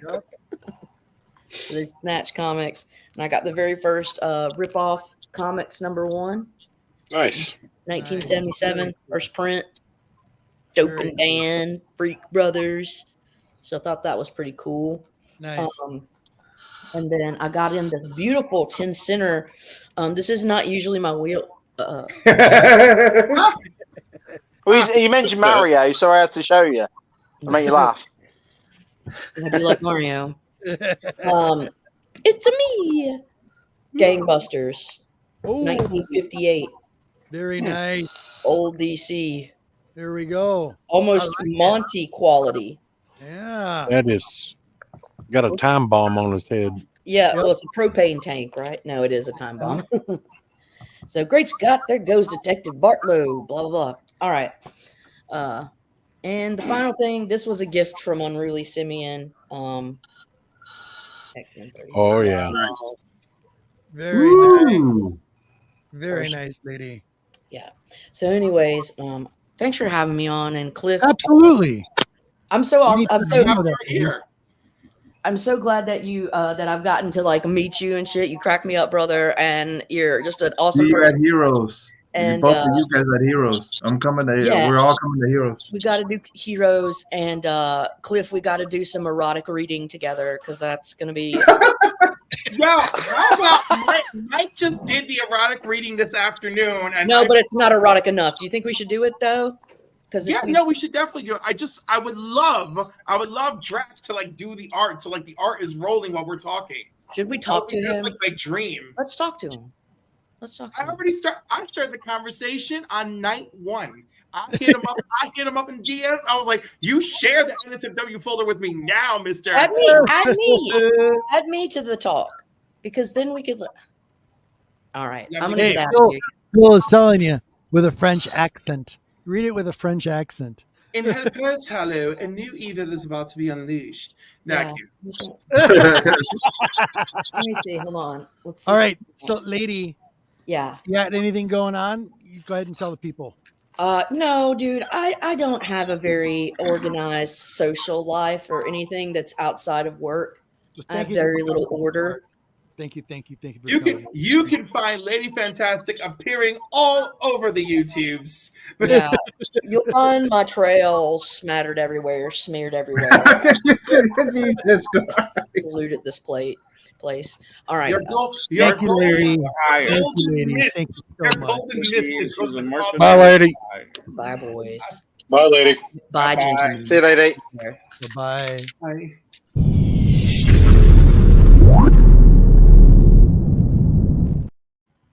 Monty's right though. Here, the only time Roman gets a really good sleep is when he's on YouTube. Last week he was out for the count. I woke up last week. My clock said 5:48. After Anything the show. new So I this don't know week, when y'all Roman? stopped the show. I don't know when y'all stopped the show, but I looked down at my computer and it said 5:48. That was 4:48 your time. So I don't know what time you stopped the show, G-Man. I said, damn, let me just close my eyes for 1 second here. And I said, oh, it's 5:48. I looked at the show and stopped. You know what I did? Closed my eyes right back here at the computer. Another hour. I woke up at 6:48. Oh, my It goodness. wasn't you movie now. The Blu-ray. You were calling for Marge, but Roman, do you have anything new that came in, buddy? It's your time. Yeah. Hey, look, Please. I usually don't show my LCS books, but I'm so proud of my LCS books. My subscriptions, 1 month of subscriptions. I'm so proud of this. Well, look at Roman. It was only like 6 books for 1 month. My only independent Rogue Son. Nice. You know I'm on my Daredevil titles. Yep. So that's Daredevil Black Armor. Very nice. Oh, that's cool.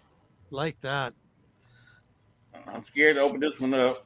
Daredevil issue 5 from the Nice. Nice. This is everything that I hadn't been to my LCS in a month. Okay. See, this is everything. It's like $30. Titans Beast World. So I'm way behind on that. I can see. Okay. That's 5. Into Dr. Hate. Dr. Hate, is that what that said? Yep. Interesting. Interesting or massively disappointing. You decide when you read it. Oh, was it disappointing? Was it really? It was disappointing for me. Bummer. I'm sorry. I don't want to interrupt Curtis. Okay. They came out every week, so I didn't go to the LCS for the whole month. So here is 6, the Final Evolution. It's not a whole month yet. Even a whole last month. And here's 7. John. Titans. Well, it's regular Titans. Okay. But it's tying into the Beast World. Okay. I like that cover, especially the squid. Yeah, they got Batman looking. Yeah. That mouth reminds me of Stranger Things. And then I guess it was the book of the week. Oh yeah. That's still Yes. for freaking $90. Get a hold of that book. It's insane. That is insane. It's sold out everywhere. It's sold out everywhere. Just like this one. Just like the same Spider-Man one. The next one is the next one is the X-Men. Subscribe to it. Next one's gonna be the X-Men. Whoops. Yeah. Next one's gonna be the X-Men book. And then the X-Men book's gonna hit. Other book of the week, I wasn't subscribed to it. I went ahead and bought one so I could read it. It's pre-ordered over 250,000 copies. Oh yeah. Oh yeah. One copy of that, but it was the. I'm trying to remember who it is. It's the black cover. Lightfeld. All right, that's the LCS though. That's just the. This is number 4 out of 12. I'm on the hunt. It's gonna be impossible to find them, but I'm gonna find all 12 or something like that. This is Battle of the Planets, issue 10. Oh yeah. It's a newsstand. Nice. So when they did the newsstands then, they were only 5% of the sales. Sure. So I got 4. I got issue like 6, 10, 11, and 12. So I got 4 of the newsstands for the 12-issue run. X-Men. People were looking for this book. I found one because they were talking about it. I went out and looked and found one. X-Men. What issue is this? 205. The second print variant. Ooh, It's the first appearance of Hope Summers. I like that. That's the second Baby print. Hope. Baby Hope. Yeah. That's the second appearance of Hope Summers, and I love the Storm cover. I got 3 of these, so I'm in love with the character Blind Spot. He's like Daredevil's sidekick. This is his first appearance.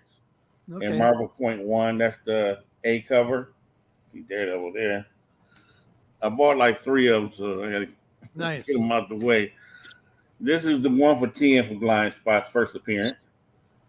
They got 4 covers of this Marvel .1. I got most of them, and I think I got at least 3 copies of all of them. And that's another cover for Blind Spot's first appearance. See? And that one is another one where Hyperion is Vision, and it's a whole nother host of characters. Okay. I got like 3 copies of that already. Daredevil, the Soul run with a Blind Spot. This is my 3rd copy of #1, the second print, and that's Blind Spot. Wow. For those who don't know, he's big with Muse. Right. They get ready to do the Reborn. If they use Muse or not, they can do Muse they can do without Blind Spot, but he was really big with Muse. He thought he could beat him by himself. You know what happens when sidekicks are going to take on a supervillain by themselves. This is the second print. 596, some more of the Soul run. I'm trying to fill in spots. Yeah, I'm doing the same. 602, Blind Spot on the cover by itself. I got like 5-6 copies of this one. Here's 602, the Deadpool variant, Daredevil. Nice. Hey, you've been busy. We got 611. I had to buy this. It's the second print. It's the second print for 611. Stilt Man. Well, Roman showing off for last weekend this week. I got 2 of these. This is the second print for the Death of Daredevil. It wraps around. Oh, okay. Heartbeat going around. I got 2 of these in mint condition. I love black covers. Yep. So I got 2 of those. That's second print. Finally got this book, Secret Wars, book 2 out of 5. The Lotto cover. Ooh, I like that. First appearance of Quake from the Agents of S.H.I.E.L.D. So I got that because this was a deal. I got this dirt cheap. It was a 3-book deal. Somebody was trying to sell me this for $54. I got this book right here, the foil cover of Blade for $17. Nice. With that package there, you keep looking, you'll find something you want cheaper. Yep. Cool, buddy. It was just between $54 or $17 what they wanted for this. Just the foil cover. So gotcha. And I'm trying to get all my Gamut stuff out the way. And that's another Gamut cover I want. That's pretty. Nice. Nice. Virgin variant. Speaking of Ultimate X-Men, #1. Sweet. And that's the newsstand. Yeah, you've been busy. This is everything that came in the mail last week. I said everything's down there in the mailbox. Now I got another mailbox down there full now, not right now. Like I said, almost done with this. Last week and this week.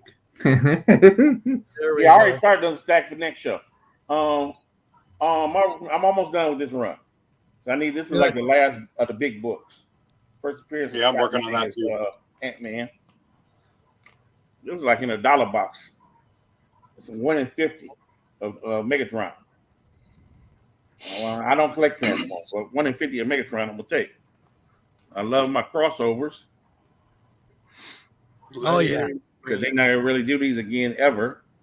So Supreme versus Gladiator, and it was packed in with this Ragman #1. First appearance.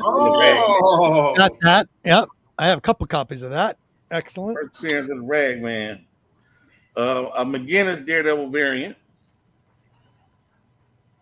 That's a McGinnis, and they had Bullseye on it, so you know I had to buy it. I actually don't like the cover; it's kind of weak, but it was got Bullseye on Daredevil. Anybody guess the artist? Peach Momoko? 1997. Oh, The book is Kabuki. I love Kabuki. Ah. It's like my image version of Electra, sometimes darker. It's pretty. Steranko. Very, very pretty. 1997, Steranko. That's Steranko? That's Bill Steranko? What? That's Steranko. Old man Steranko did this? Oh my In goodness. 1997. He does love the female form, so I gotta give it to him. If I get it press, I'm thinking about getting this press. I got that one little indent right there. My man got a 9.4, and he got the same book signed by Steranko. Nice. He got a 9.4, and his was signed at a whatever. I could get this press. I don't think I'll ever run into Steranko, get too close to him again. But this is attempting to get graded. Get it pressed and graded. Second copy of this. I got the second print too. That's Miles Morales' version of the Sinister Six. Yep. So just in case they bring all of this. Is that oh my god, I can't remember. Is that Evil Miles or is that his uncle in that suit? That's his uncle. So that's It's the his character uncle, yeah. Donald Glover played. Yeah. Right here, the Iron Spider. Yep. Or whatever. What do you call it? I was trying to remember since you got Spot over here. You got the female Electra, Junior Sandman. I forgot who she was. Then you got that Goblin up there in the corner, and I forgot who this Goblin was too. But that's Miles Morales' Sinister Six. Almost done. 3 books left. Oh, good. I was at the LCS yesterday picking up the new books. They had this there. How you not going to get the first cover appearance? Nice. So I guess they, as soon as I walk in the store, they just, the back issue man. The back issue man. His name is Matt. I call him Money Making Matt. He's always making money for the store. Right. I walk in the store. He just basically robbed me and made me buy this book. There you go. There you go. He had a 266, a 300, ASM 300. They waiting on. I gotta get what's the name, the number, White Gloves number, because that Avengers #1 is just sitting up there on the wall, raw, smiling at everybody. Nobody's wanting it. They say there's too many light bills. They take the difference. What did they say? They pay for the shipping, I guess. That's what it is. They pay for I really would be happy with 2 #1s. Hey, they take the shit there. You can call up there and do some FaceTime with them. They'll do it with you. Ask for Matt or Curtis. So the last book, they thought I wanted the 9.8 of this book. I said, no, I wanted the 7.0. I don't have a 7.0. The man forgot what books he had up on the thing. I said, give me the 7.0. I don't have a 7.0. I got a 9.6. I don't want to pay $800 for this book. I want the 7.0. Say $250. Wow. Good book. Love that book. And I was going to do it on air on here if we had time. But I got to crack this. Ooh. Mark Jewelers. Wow. So $250. Wow. $250 for a 7.0, 129 Mark Jeweler. He has to make sure it's a Mark Jewelers though. Hey, I got my, wait a minute, watch this. I got my equipment right here. You got your heat gun, right? I might start. Don't do it. Run the phone. Go ahead and start showing. Hey, and if it ain't, we all gonna see right now. Run the code. You do it right now? Blow him up. Blow him up. Run the code first before you do that. He's not listening. He's popping a slab. open. Live on air, slab popping. Don't get the book. That's how I do it. I'm gonna be very ticked off if it's not a Mark Jewelers, and this is gonna prove a lot of stuff to a lot of people right here. I mean, they got 2 lawsuits going. All it's gonna prove is those lawsuits are valid. Yeah, and they're gonna have one more. I knew about the couple thing beforehand. So make money on that book. It better be what it is. Oh yeah, it should definitely be what it is. But what's still, the screwdriver? Watch that screwdriver on the book. You got the book. I love how fearless Roman is. Just fearless. Well, Watch the book, Roman. I like to be. No scissors. I got a box here, Mark This is a Julius. man I like to be able clearly if I has a happen to sell. pension, because I know no one else like this. I got a box here, and if I happen to want to sell one, I want to be able to say, "Hey, Cliff, I got a Mark Julius here. You can see it, and I can open it and show you." Now, if it ain't what it is, then my ass is trembling in anticipation right now. You have no idea. I'm sitting here like, whoa. Yeah, we all are. We want to know. Well, hey, everybody come back next week so y'all can see the first Gambit get opened up. Mark Julius. All right. Cool. You heard Actually, that, it's here already, but I'm not opening it up to next week. It gives us something to come back to. I'm just dying to see This is the scary part. I am too. Yeah, now we're all dying to see. This is the scary part, trying to cut it open. I'm more scared of that than opening up the. You don't want to clip the book. Yeah, that we told you to be careful. Don't clip that book. No insert. Oh God. Oh my God. Yeah. Damn. There it is. There it is. Yay! Good. Here's the Mark Julius. Awesome. So I guess he'll submit that for the reslab now. Now I'm gonna put it like I got your favorite. I got two of these. Just a clip. So I'm gonna put mine in. That's a Mark Julius. Wow. So and it has the star stamp on it to let you know it was stowed on the base. But I'm putting all of my special books now in a comic capsule. There you go. And this one I'll get it pressed and cleaned again and stick it into the comic capsule. Got a little scuffage. I've seen it already. Right. You sure it's not from that screwdriver? That was at the bottom. I seen it before they opened up. I've seen the, maybe that's why it's a 7. Boxing, yeah. Yeah. But I'm happy with the book. It's a Mark Julius. And it's my second or third copy of 129. Bam. There you go. There's me for the day. Nice. See you next week with another opening. See you next week with Gambit's first appearance. Yes. Gambit's first appearance. Love it. So Cliff got to tune in for that one to make Thank to you. see If it is 66 or an annual. Who's next? I'll go. I got a stack here. Nobody can top War of Romans. Okay. You're talking about Monty, bro. He's always got stuff, bro. Yeah, I know. I'm messing. Now, I don't know what a lot of these are. So these are in honor of Cliff here. I'm showing the DC. These haven't been bagged and boarded yet. But these are some of the ones maybe y'all can help me out with. So they're just some that I picked up in collections. And this is the Claw. Oh, here it comes. Drum roll. Number 4. I don't know if they're good or not. So the Claw number 4. Interesting. I don't know that one. Stalker number 4. Oh, Stalker. Stalker was a fun little comic for a minute. Yeah, it was. Unexpected number 153. Here's our books. Okay, just ship that to me. It's okay. Yeah, just ship ship that one it to me. You can just ship that one to me. There you go. We got Ghost, bro. Ghost number 27.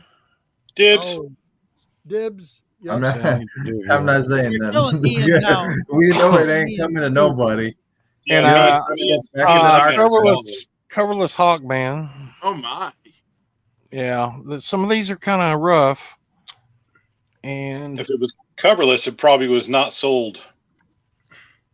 here we go one. And I don't know what this is. Jack Kirby created characters.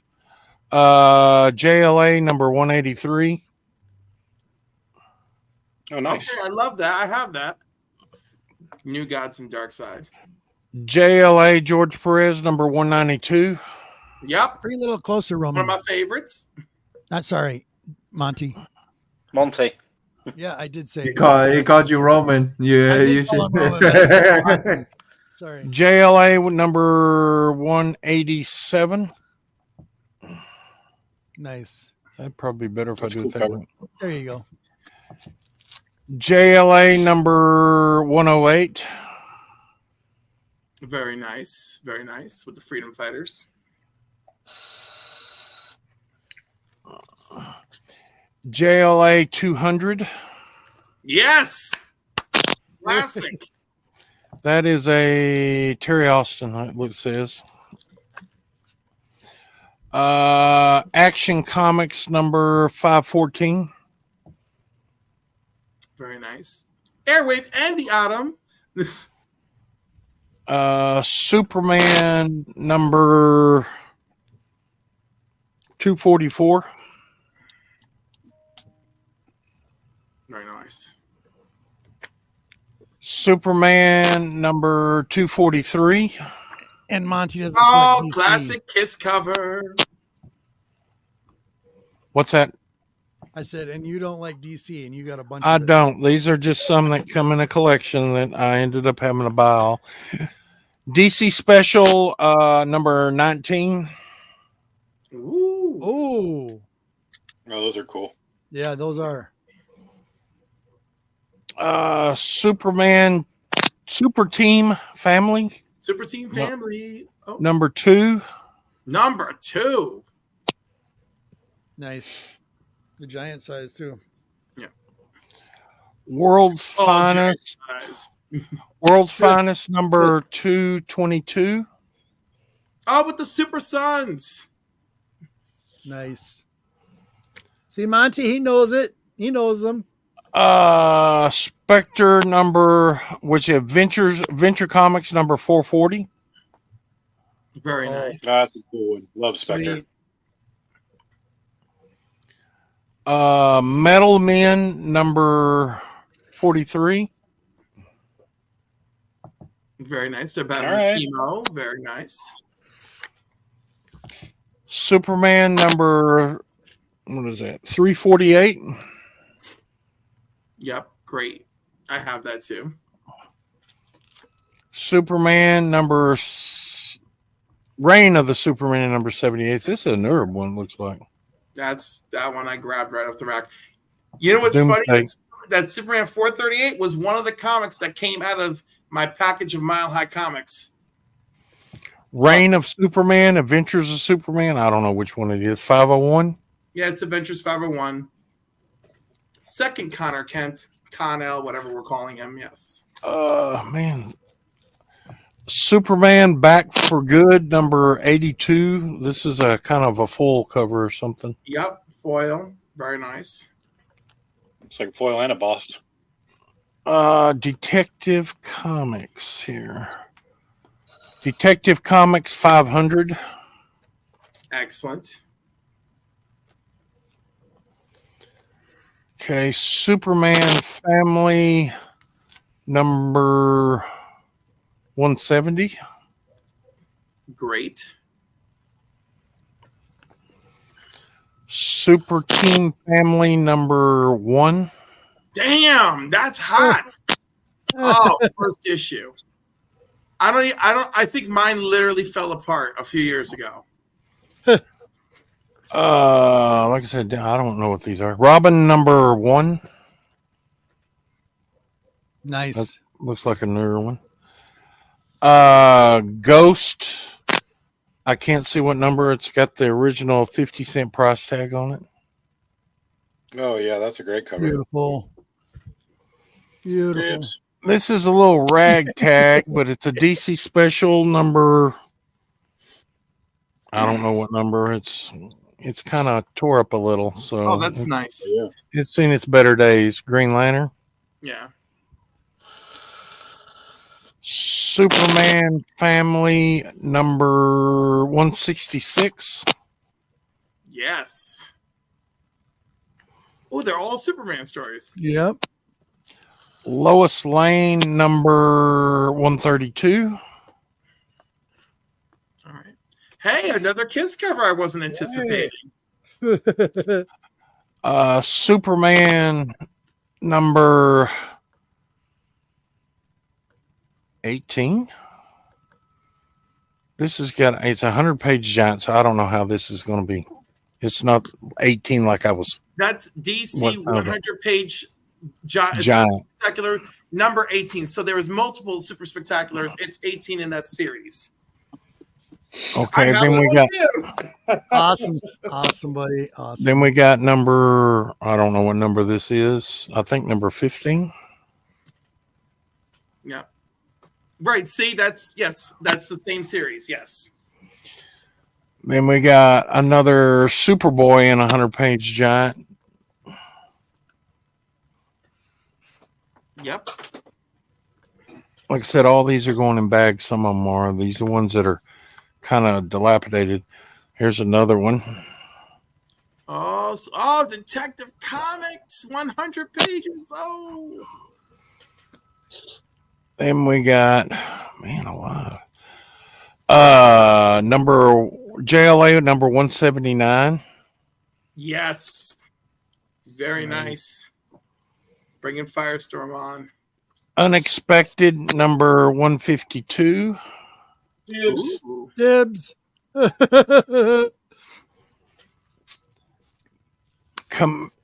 Commandy number 21. Ooh, Last one on Earth. Nice. This is Jack Kirby, isn't it? Kirby, yes, it is. that's Kirby. Yeah. Commandy number 44. Beautiful. Commandy number 20. Damn. There you Dude, go. that's a little bit of your jackpot right there. Commandy number 19. Excellent. I just got that issue. Nice. Commandy number 16. You got a whole bunch of those. Damn. Yeah, these were all filed back, and I found these just the other day, and I've been trying to dig out all my DC. Commandy. I'm going. All right, buddy. All right.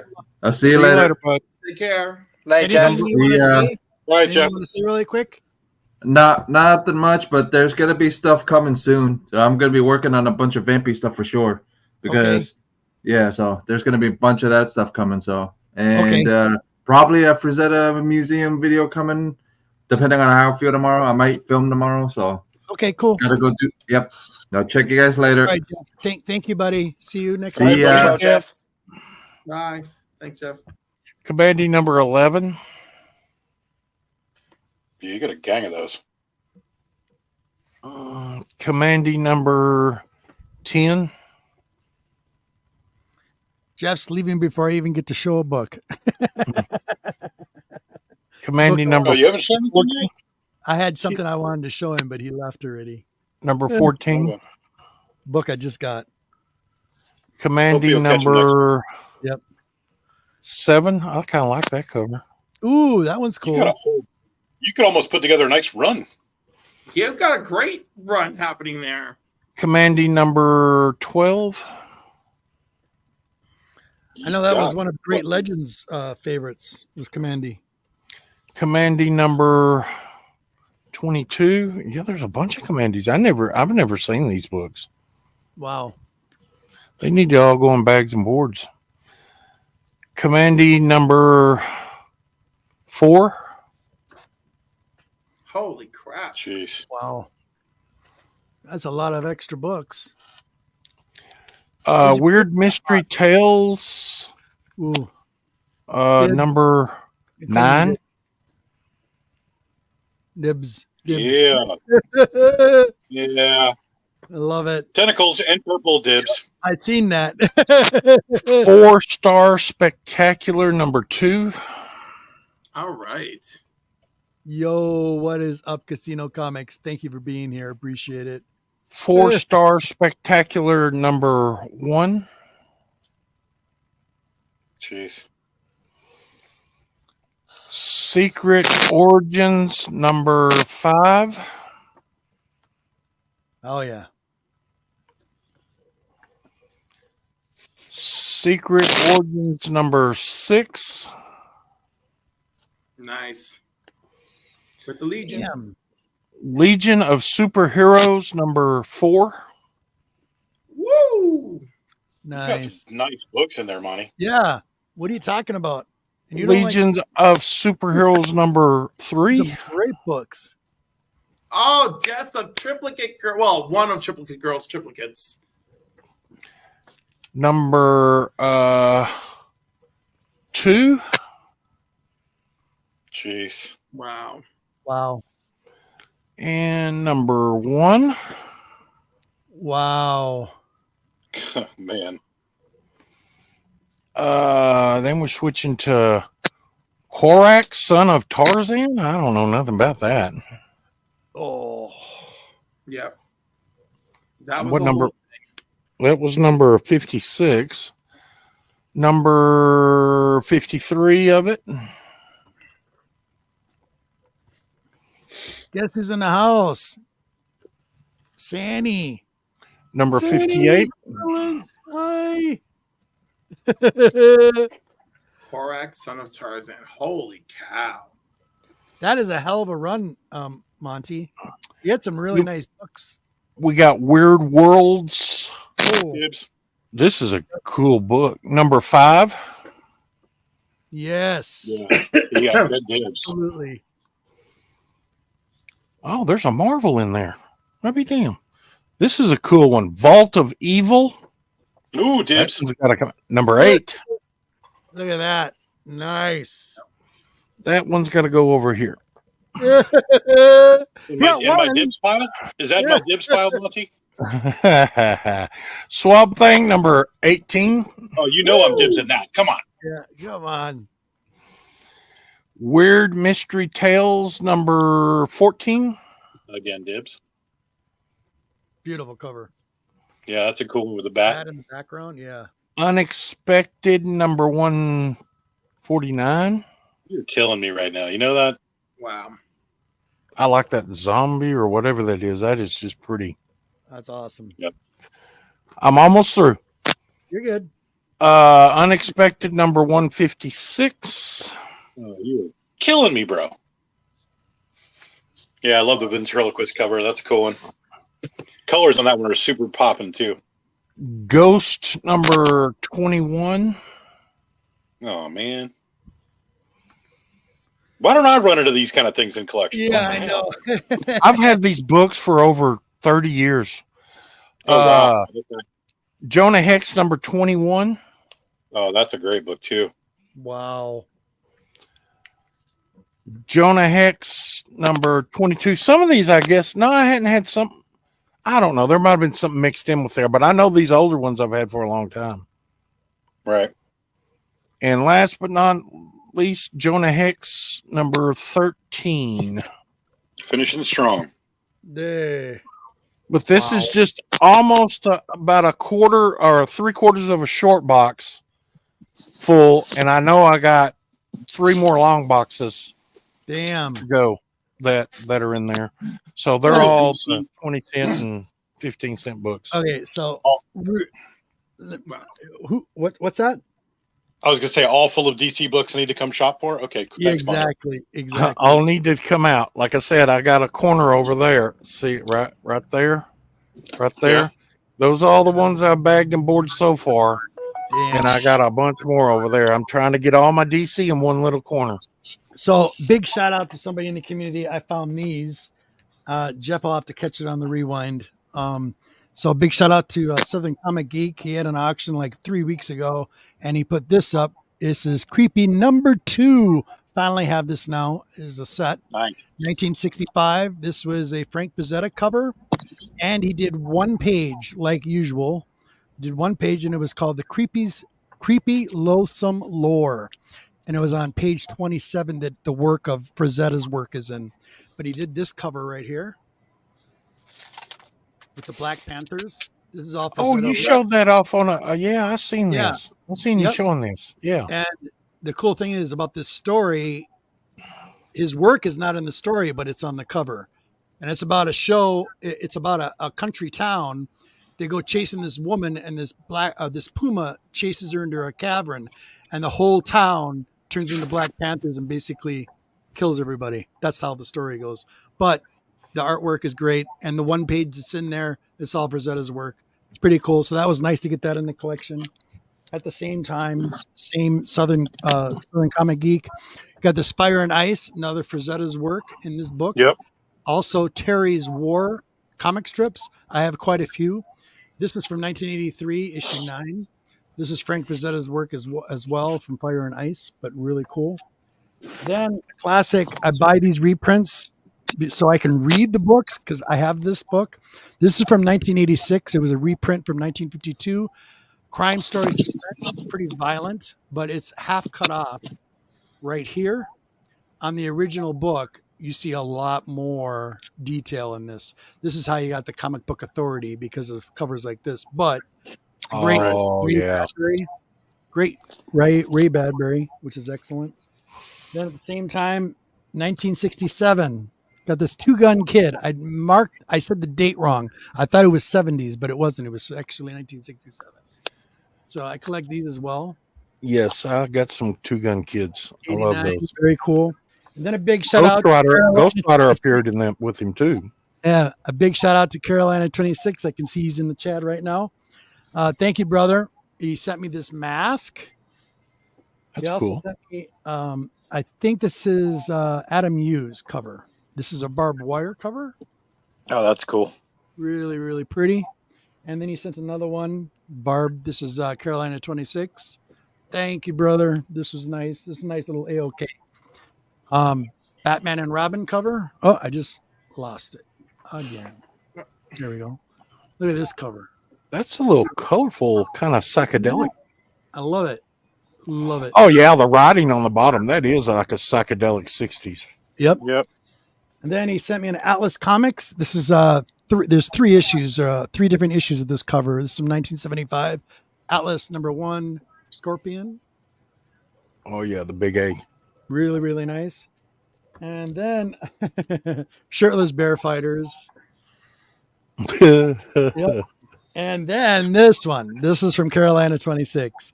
Jungle Girl Season 2 from 2008. It's a Frank Cho cover. Story by Doug Murphy. It was actually, I actually read it. I thought it was a great story. And the cover says it all. G-Man, all the way. Oh, yeah. Oh, wow. Check that out. That was absolutely gorgeous. So thank you, Carolina, buddy. You're awesome. He's in the chat. I just want to give him a proper shout out. And what I'm reading now, what I'm trying to read right now is I need to get the set. I don't have the set yet. I'm kind of out of place with this.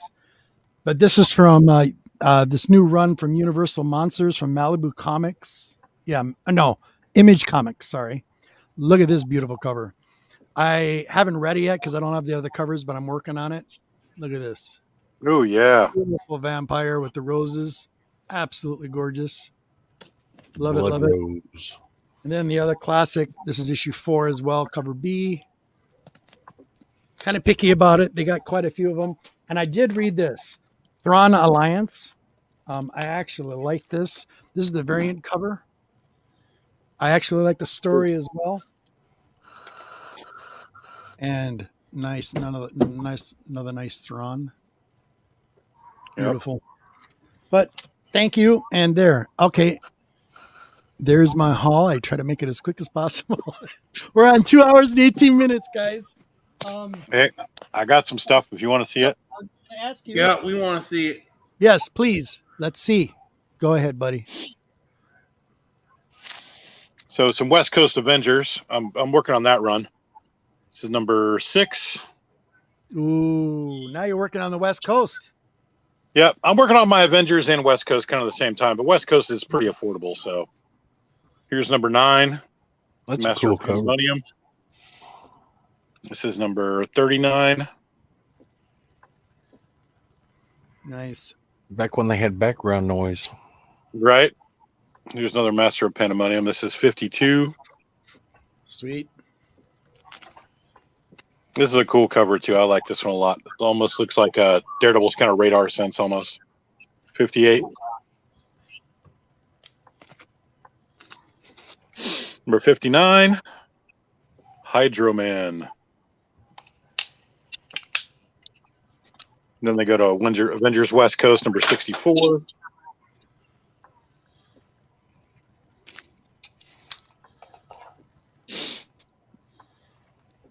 Number 68.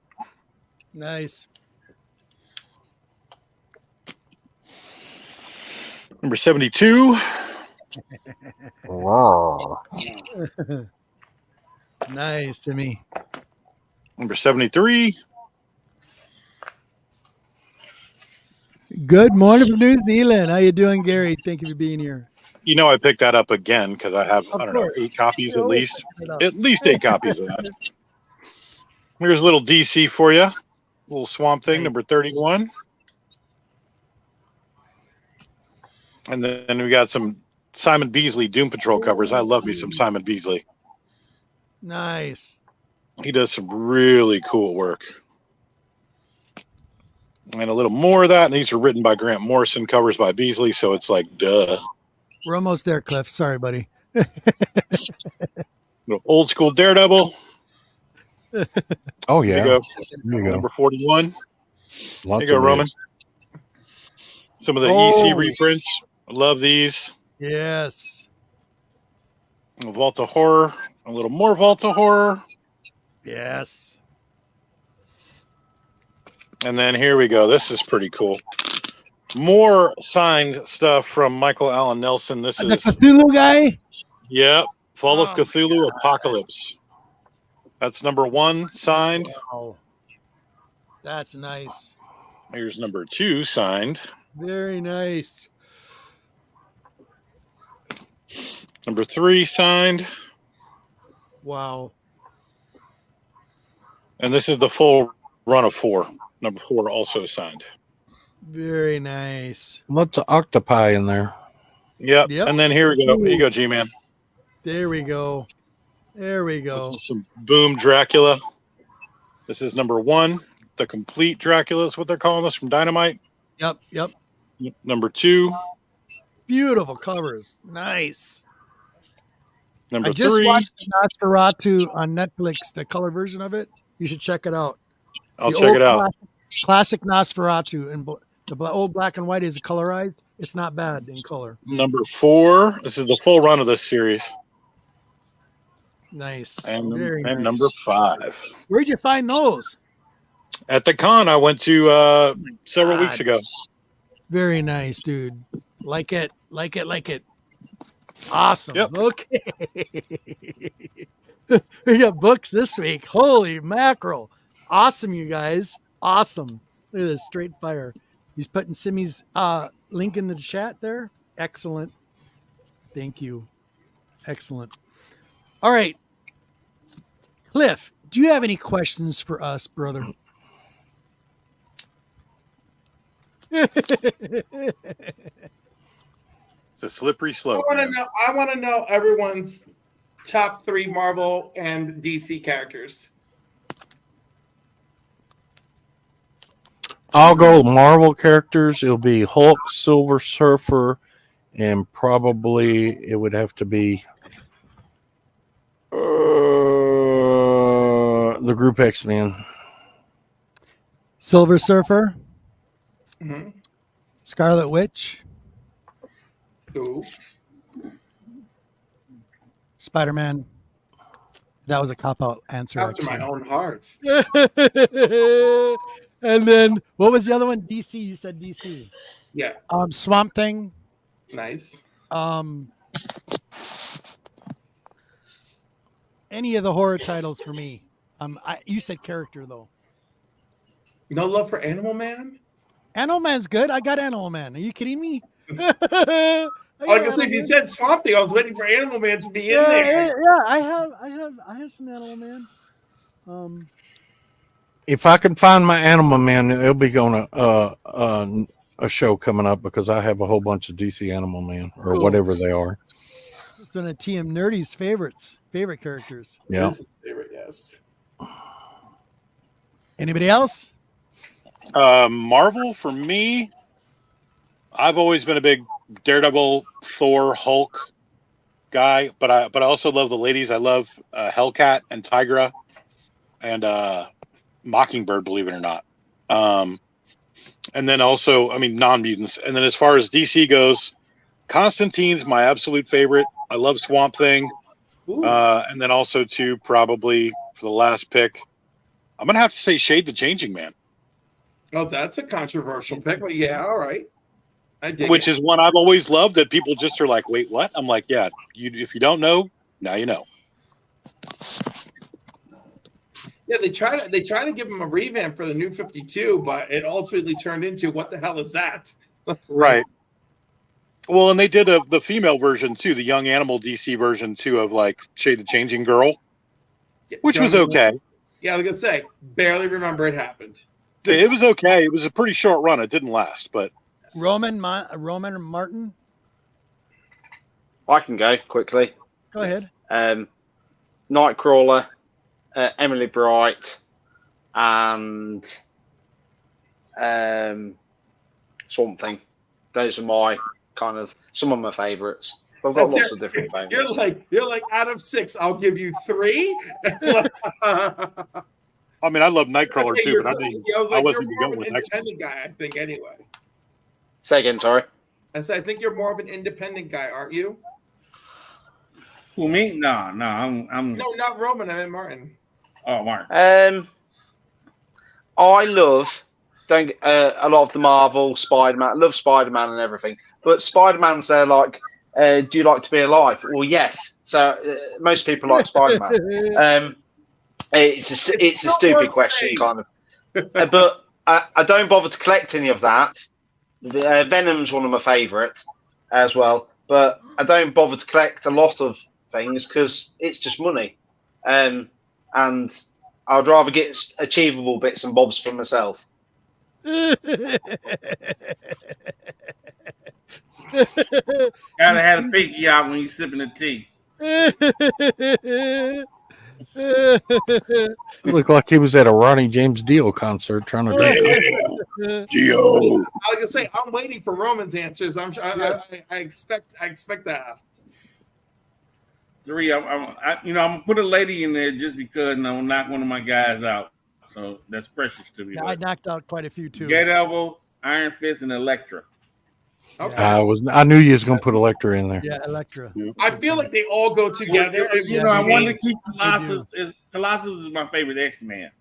Okay. He's the only one that like overpowered Colossus person. And then DC is Dick Grayson, okay, Bruce Wayne, and Donna Troy.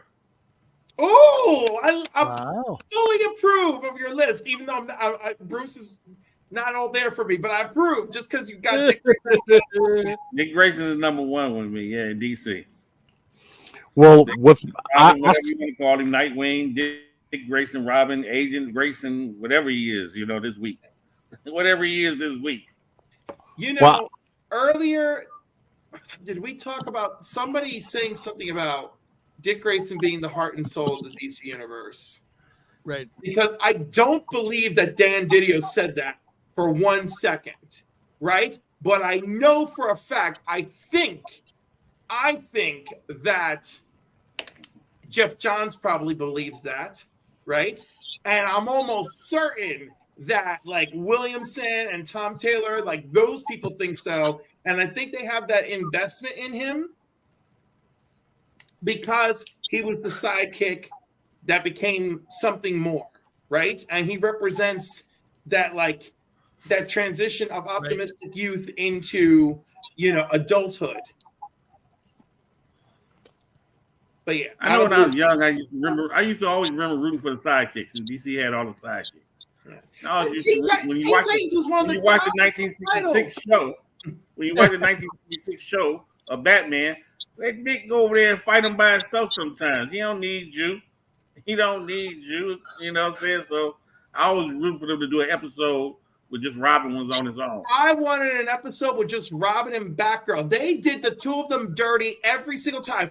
Batgirl almost whooped Olga herself and fighting those Cossacks, and freaking Egghead zapped her with an egg beam or some bull crap like that. I was like, this is crap. Batgirl had it. He did that episode of Louis the Lilac. Batgirl and Batman was off the side talking. All you heard was punches in the background because Robin was fighting about 5 guys by himself. But all you heard was punches in the background while Batman and Batgirl was having some kind of stop for a 15-second monologue The show was that show was around. Well, no, weren't Batman and Batgirl trying to get out of that giant plant? No, this was at the end, the finale fight on the second show. Okay. And Hey, Cliff, they was, Cliff, quick question. Yeah. Did you at all watch the Birds of Prey series? Yes, I did. Did you like it? It was for what it was. I liked it for what it was, right? Like, because at a certain point you have to separate. Right. I appreciated that Barbara was there. I liked the flashbacks that they did. I liked it. I feel terrible. I'm like, I liked it for what it was, but I mean, like, it certainly wasn't perfect. Right. But I mean, I like the actresses, that's for sure. Well, I was curious about starting the series because it popped up in one of my streams. I was like, well, I don't know. Listen, it's a short run.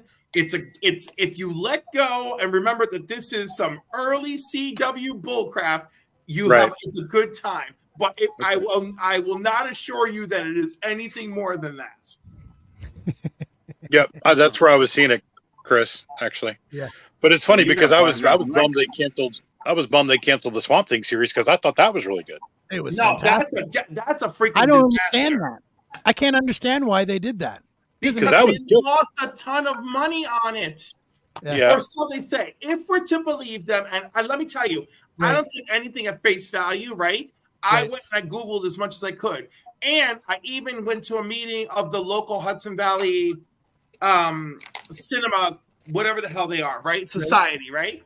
So basically, like, there's all sorts of stuff that you have to sign and do. So, like, let's say I'm away from New York City, and New York City is a hub for the Screen Actors Guild, right?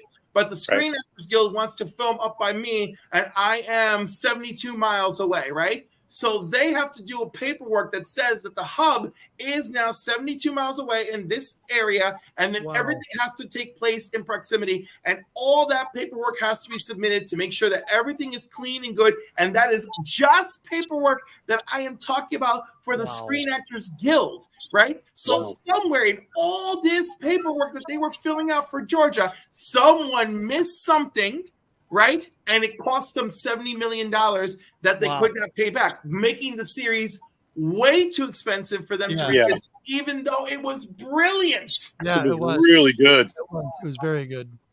Yep. I loved it. It had everything. I'm like, that's the show, man. Yeah. Right. I agree. Yeah. Finally. I really did love Stargirl. Stargirl was easier to produce. They certainly filed all the paperwork. Jeff Johns lived in Atlanta for 3 years to make sure that they got every episode out. And I like Stargirl too. I watched most of those too because I like Starman. I've got a bunch of those from the Johns run. Yeah. That's also another one of my faves, but he kind of gets a lower tier behind the other guys. But I loved, that was really something I thought was really, really cool. That they could have done even more with Stargirl, Oh my God! Yeah, but the CW was already falling apart. At least they warned them.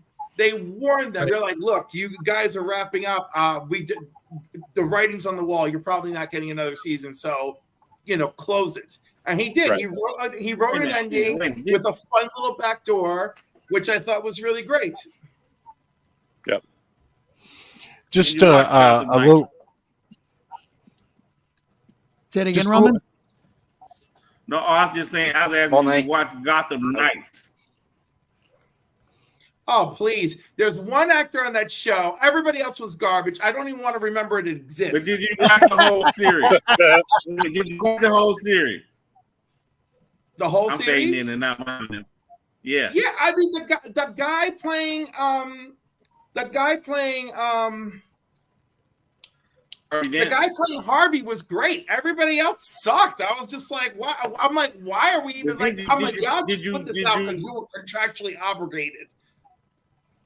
There's a couple of us that ended up after we watched the series. We kind of liked the series at the end. I'm watching North Carolina. Chris. And the very last scene saved the whole goddamn series to me.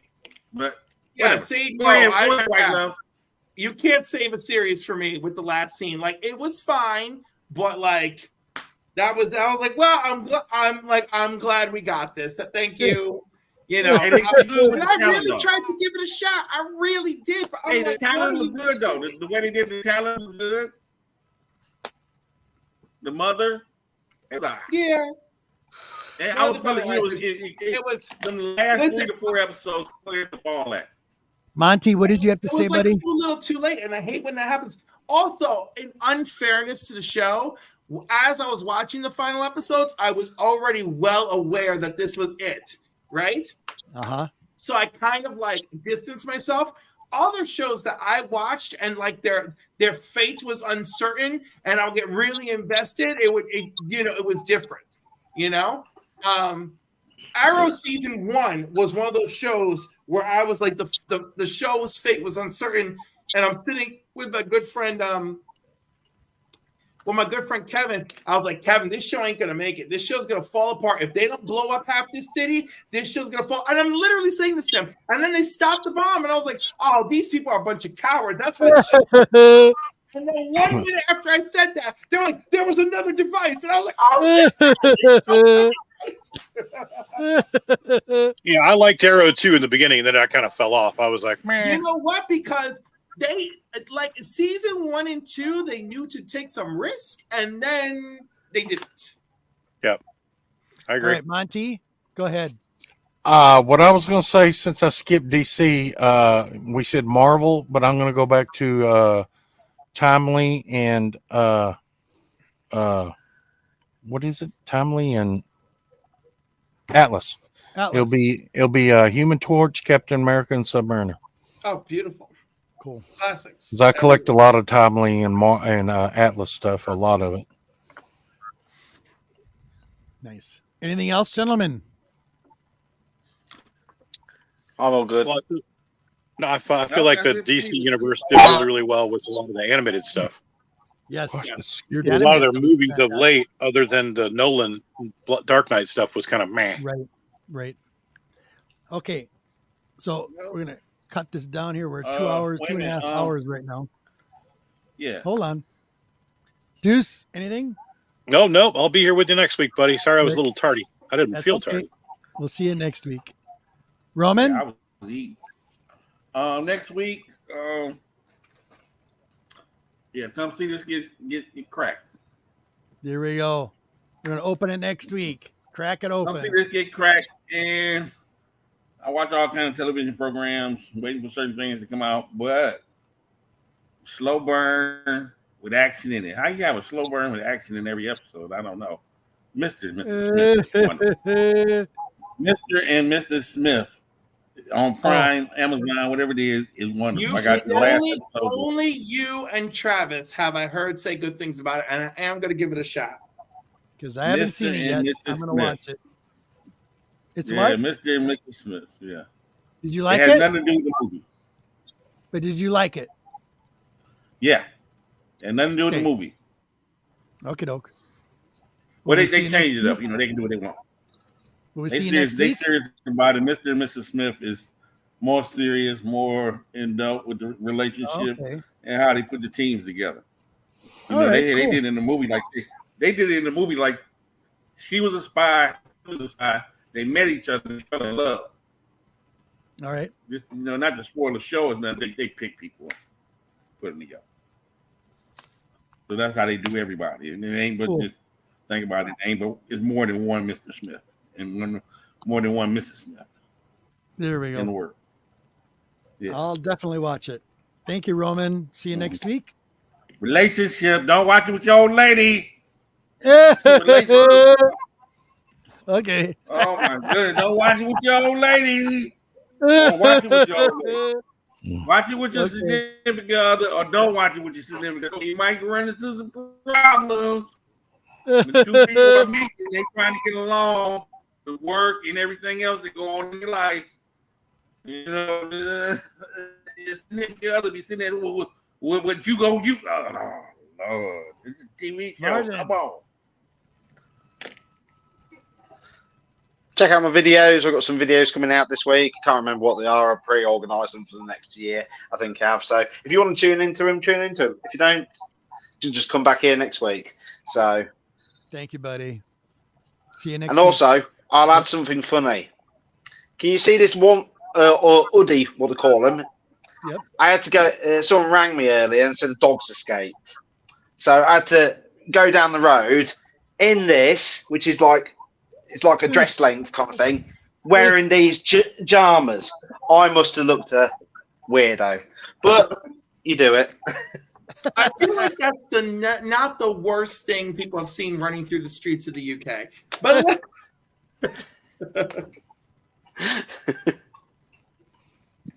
all right, see you next week. But in the countryside, yeah, we'll leave it there. It's a little less common in the countryside. Okay, I can believe that. Monty. Okay, guys. Since I was on here today, I'm not going to be on here next week. Okay. Because I got a con to go to, and the week after that, I got something I'm doing too. So it's probably going to be 3 weeks before you see me again. Okay, doke. Oh my God. But what I will do, if y'all are interested, I found some old magazines. I'd say they're old. They're not that old, 2000s, something like that. They're Ultra Ego magazines. Oh. I don't know if y'all know what those are. I don't. But it's a magazine that that was put out for quite a while. I think it's still put out. It's still going, man. It's still going. Yeah, and I got some back issues, a bunch of back issues of those that talks about, they interview artists and writers and stuff like that, and they show pictures of stuff that that haven't ever been published before, of drawings and stuff like that. I'll whip some of those out because I got to move them out here sometime, and it's called the Alter Ego magazines. Nice. And I used to collect a bunch of those. Excellent. Back in the day. Forward to it. All right, I slipped slipped up. 3 weeks. I slipped See you in up. 3 weeks. Thank you. I slipped up. I slipped up there. I forgot. What? Okay. Go ahead, buddy. All right. Monty's got to go to a con next week. I got to go to. Next week is a hectic week for me with the Valentine's Day, birthday on Thursday. Yep. And then Sunday, I got to go to a small con. Okay. But the following week, I ain't going to do the Jeff in the car riding, talking about some. I'm going to try to do it. I got to sit up on my phone when he sends me there because I'm going to be at the con. And we make sure Monty won't be here, so he can't see the Honky Tonk Man, me and the Honky Tonk Man. Ooh. But I'm there at the con with Eric Bischoff and the Honky Tonk Man and a lot of other, Keith Pollard, Arvell Jones. I'm getting some book signed. And Angel Medina. I forgot who all is at the con that week. But I'll be at the con. It'll be on Saturday, so I'm going in the morning, and I'll be there, till the show starts. And I'll go live inside instead of riding around in the car like that. So we'll see you in 3 weeks or 2 weeks? No, I'll be here next week. Okay. I'll be here next week, even though I'm drinking heavy next Friday. Okay. Drinking heavy next Friday is all you can drink next Friday. Saturday I'll be here, and Sunday is the show. I was trying to change up. We go to some, everything changes on the fly. Of course. Yeah. But the next week after that, on 24th, they do the Friday and Saturday thing.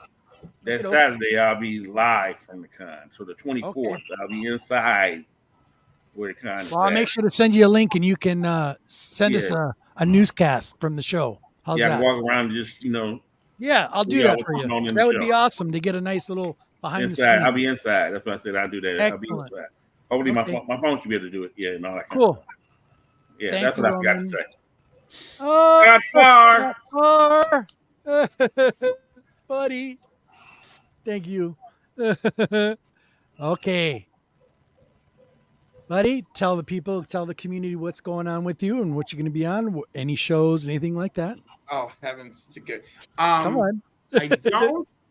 So normally on Saturday nights, I'll be on Comiverse with Tony and the gang. I don't think I can tonight, but that's normally on Saturday. Sundays, 5 p.m. Eastern Standard Time, we do the... Oh my God, why can't I remember things? The box office and a movie review on the Council of Comics. And this year, good show too. we are focusing on trilogies.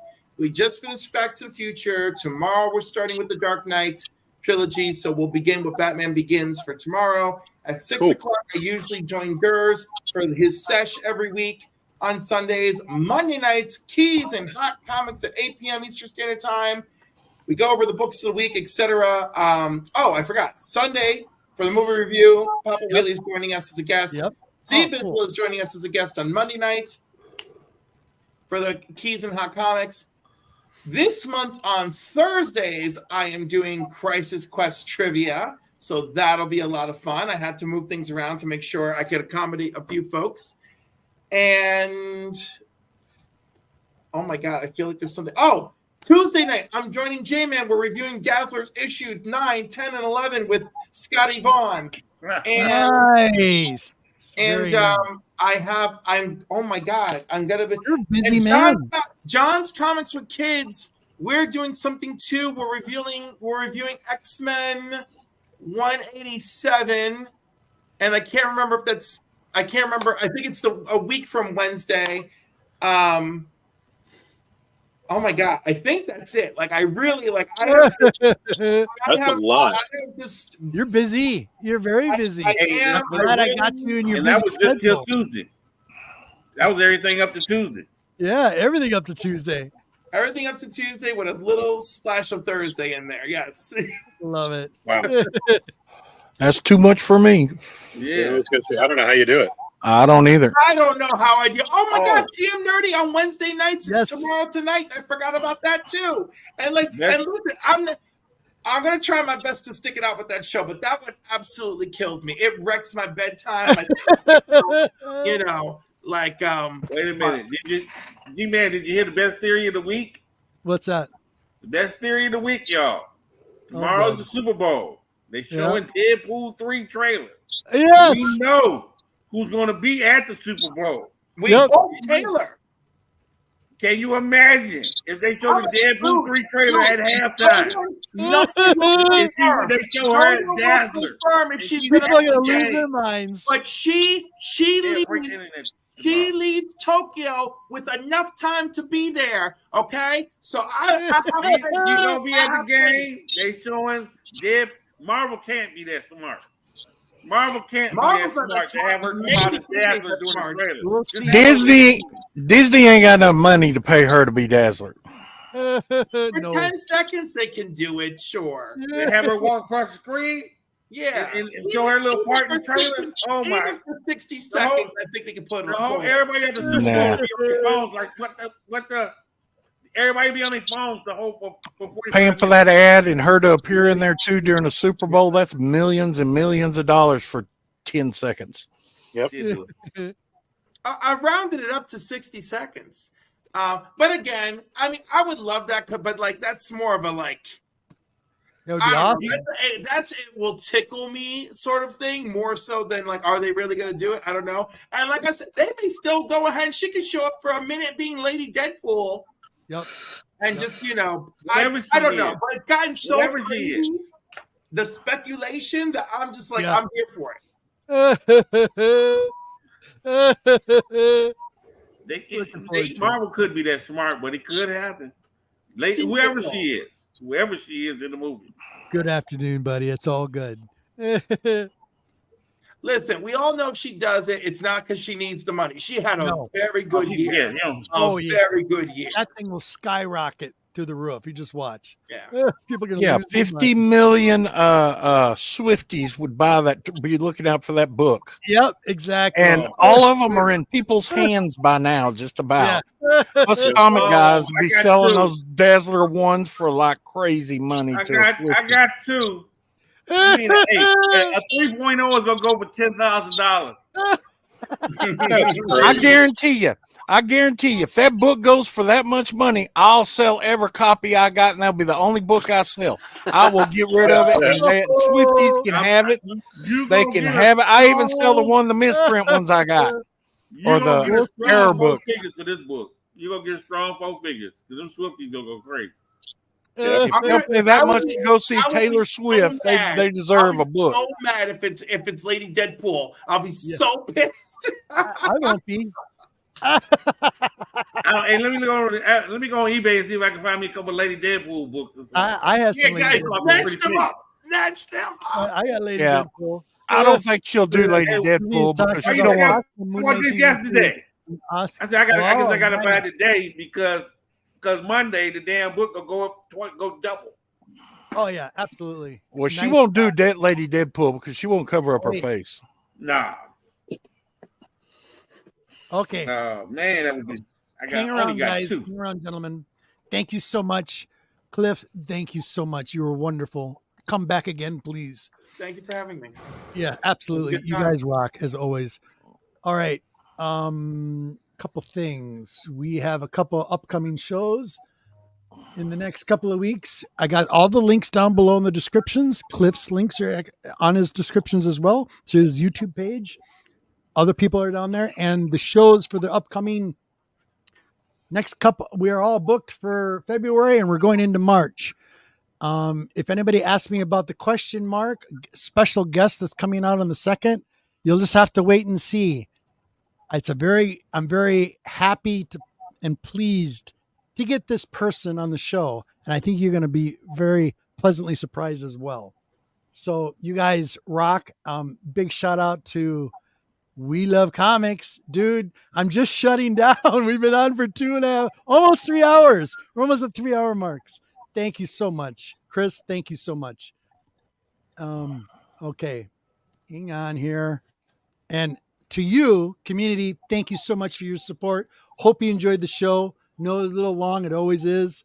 So peace, love, blessed be. And like my buddy Chris from over in Europe, Chris Large, as you always say. So with that said, go out into the world, be good, and you can change the world with the way you think. And then just be good. Love you guys. See you next Saturday. Adios.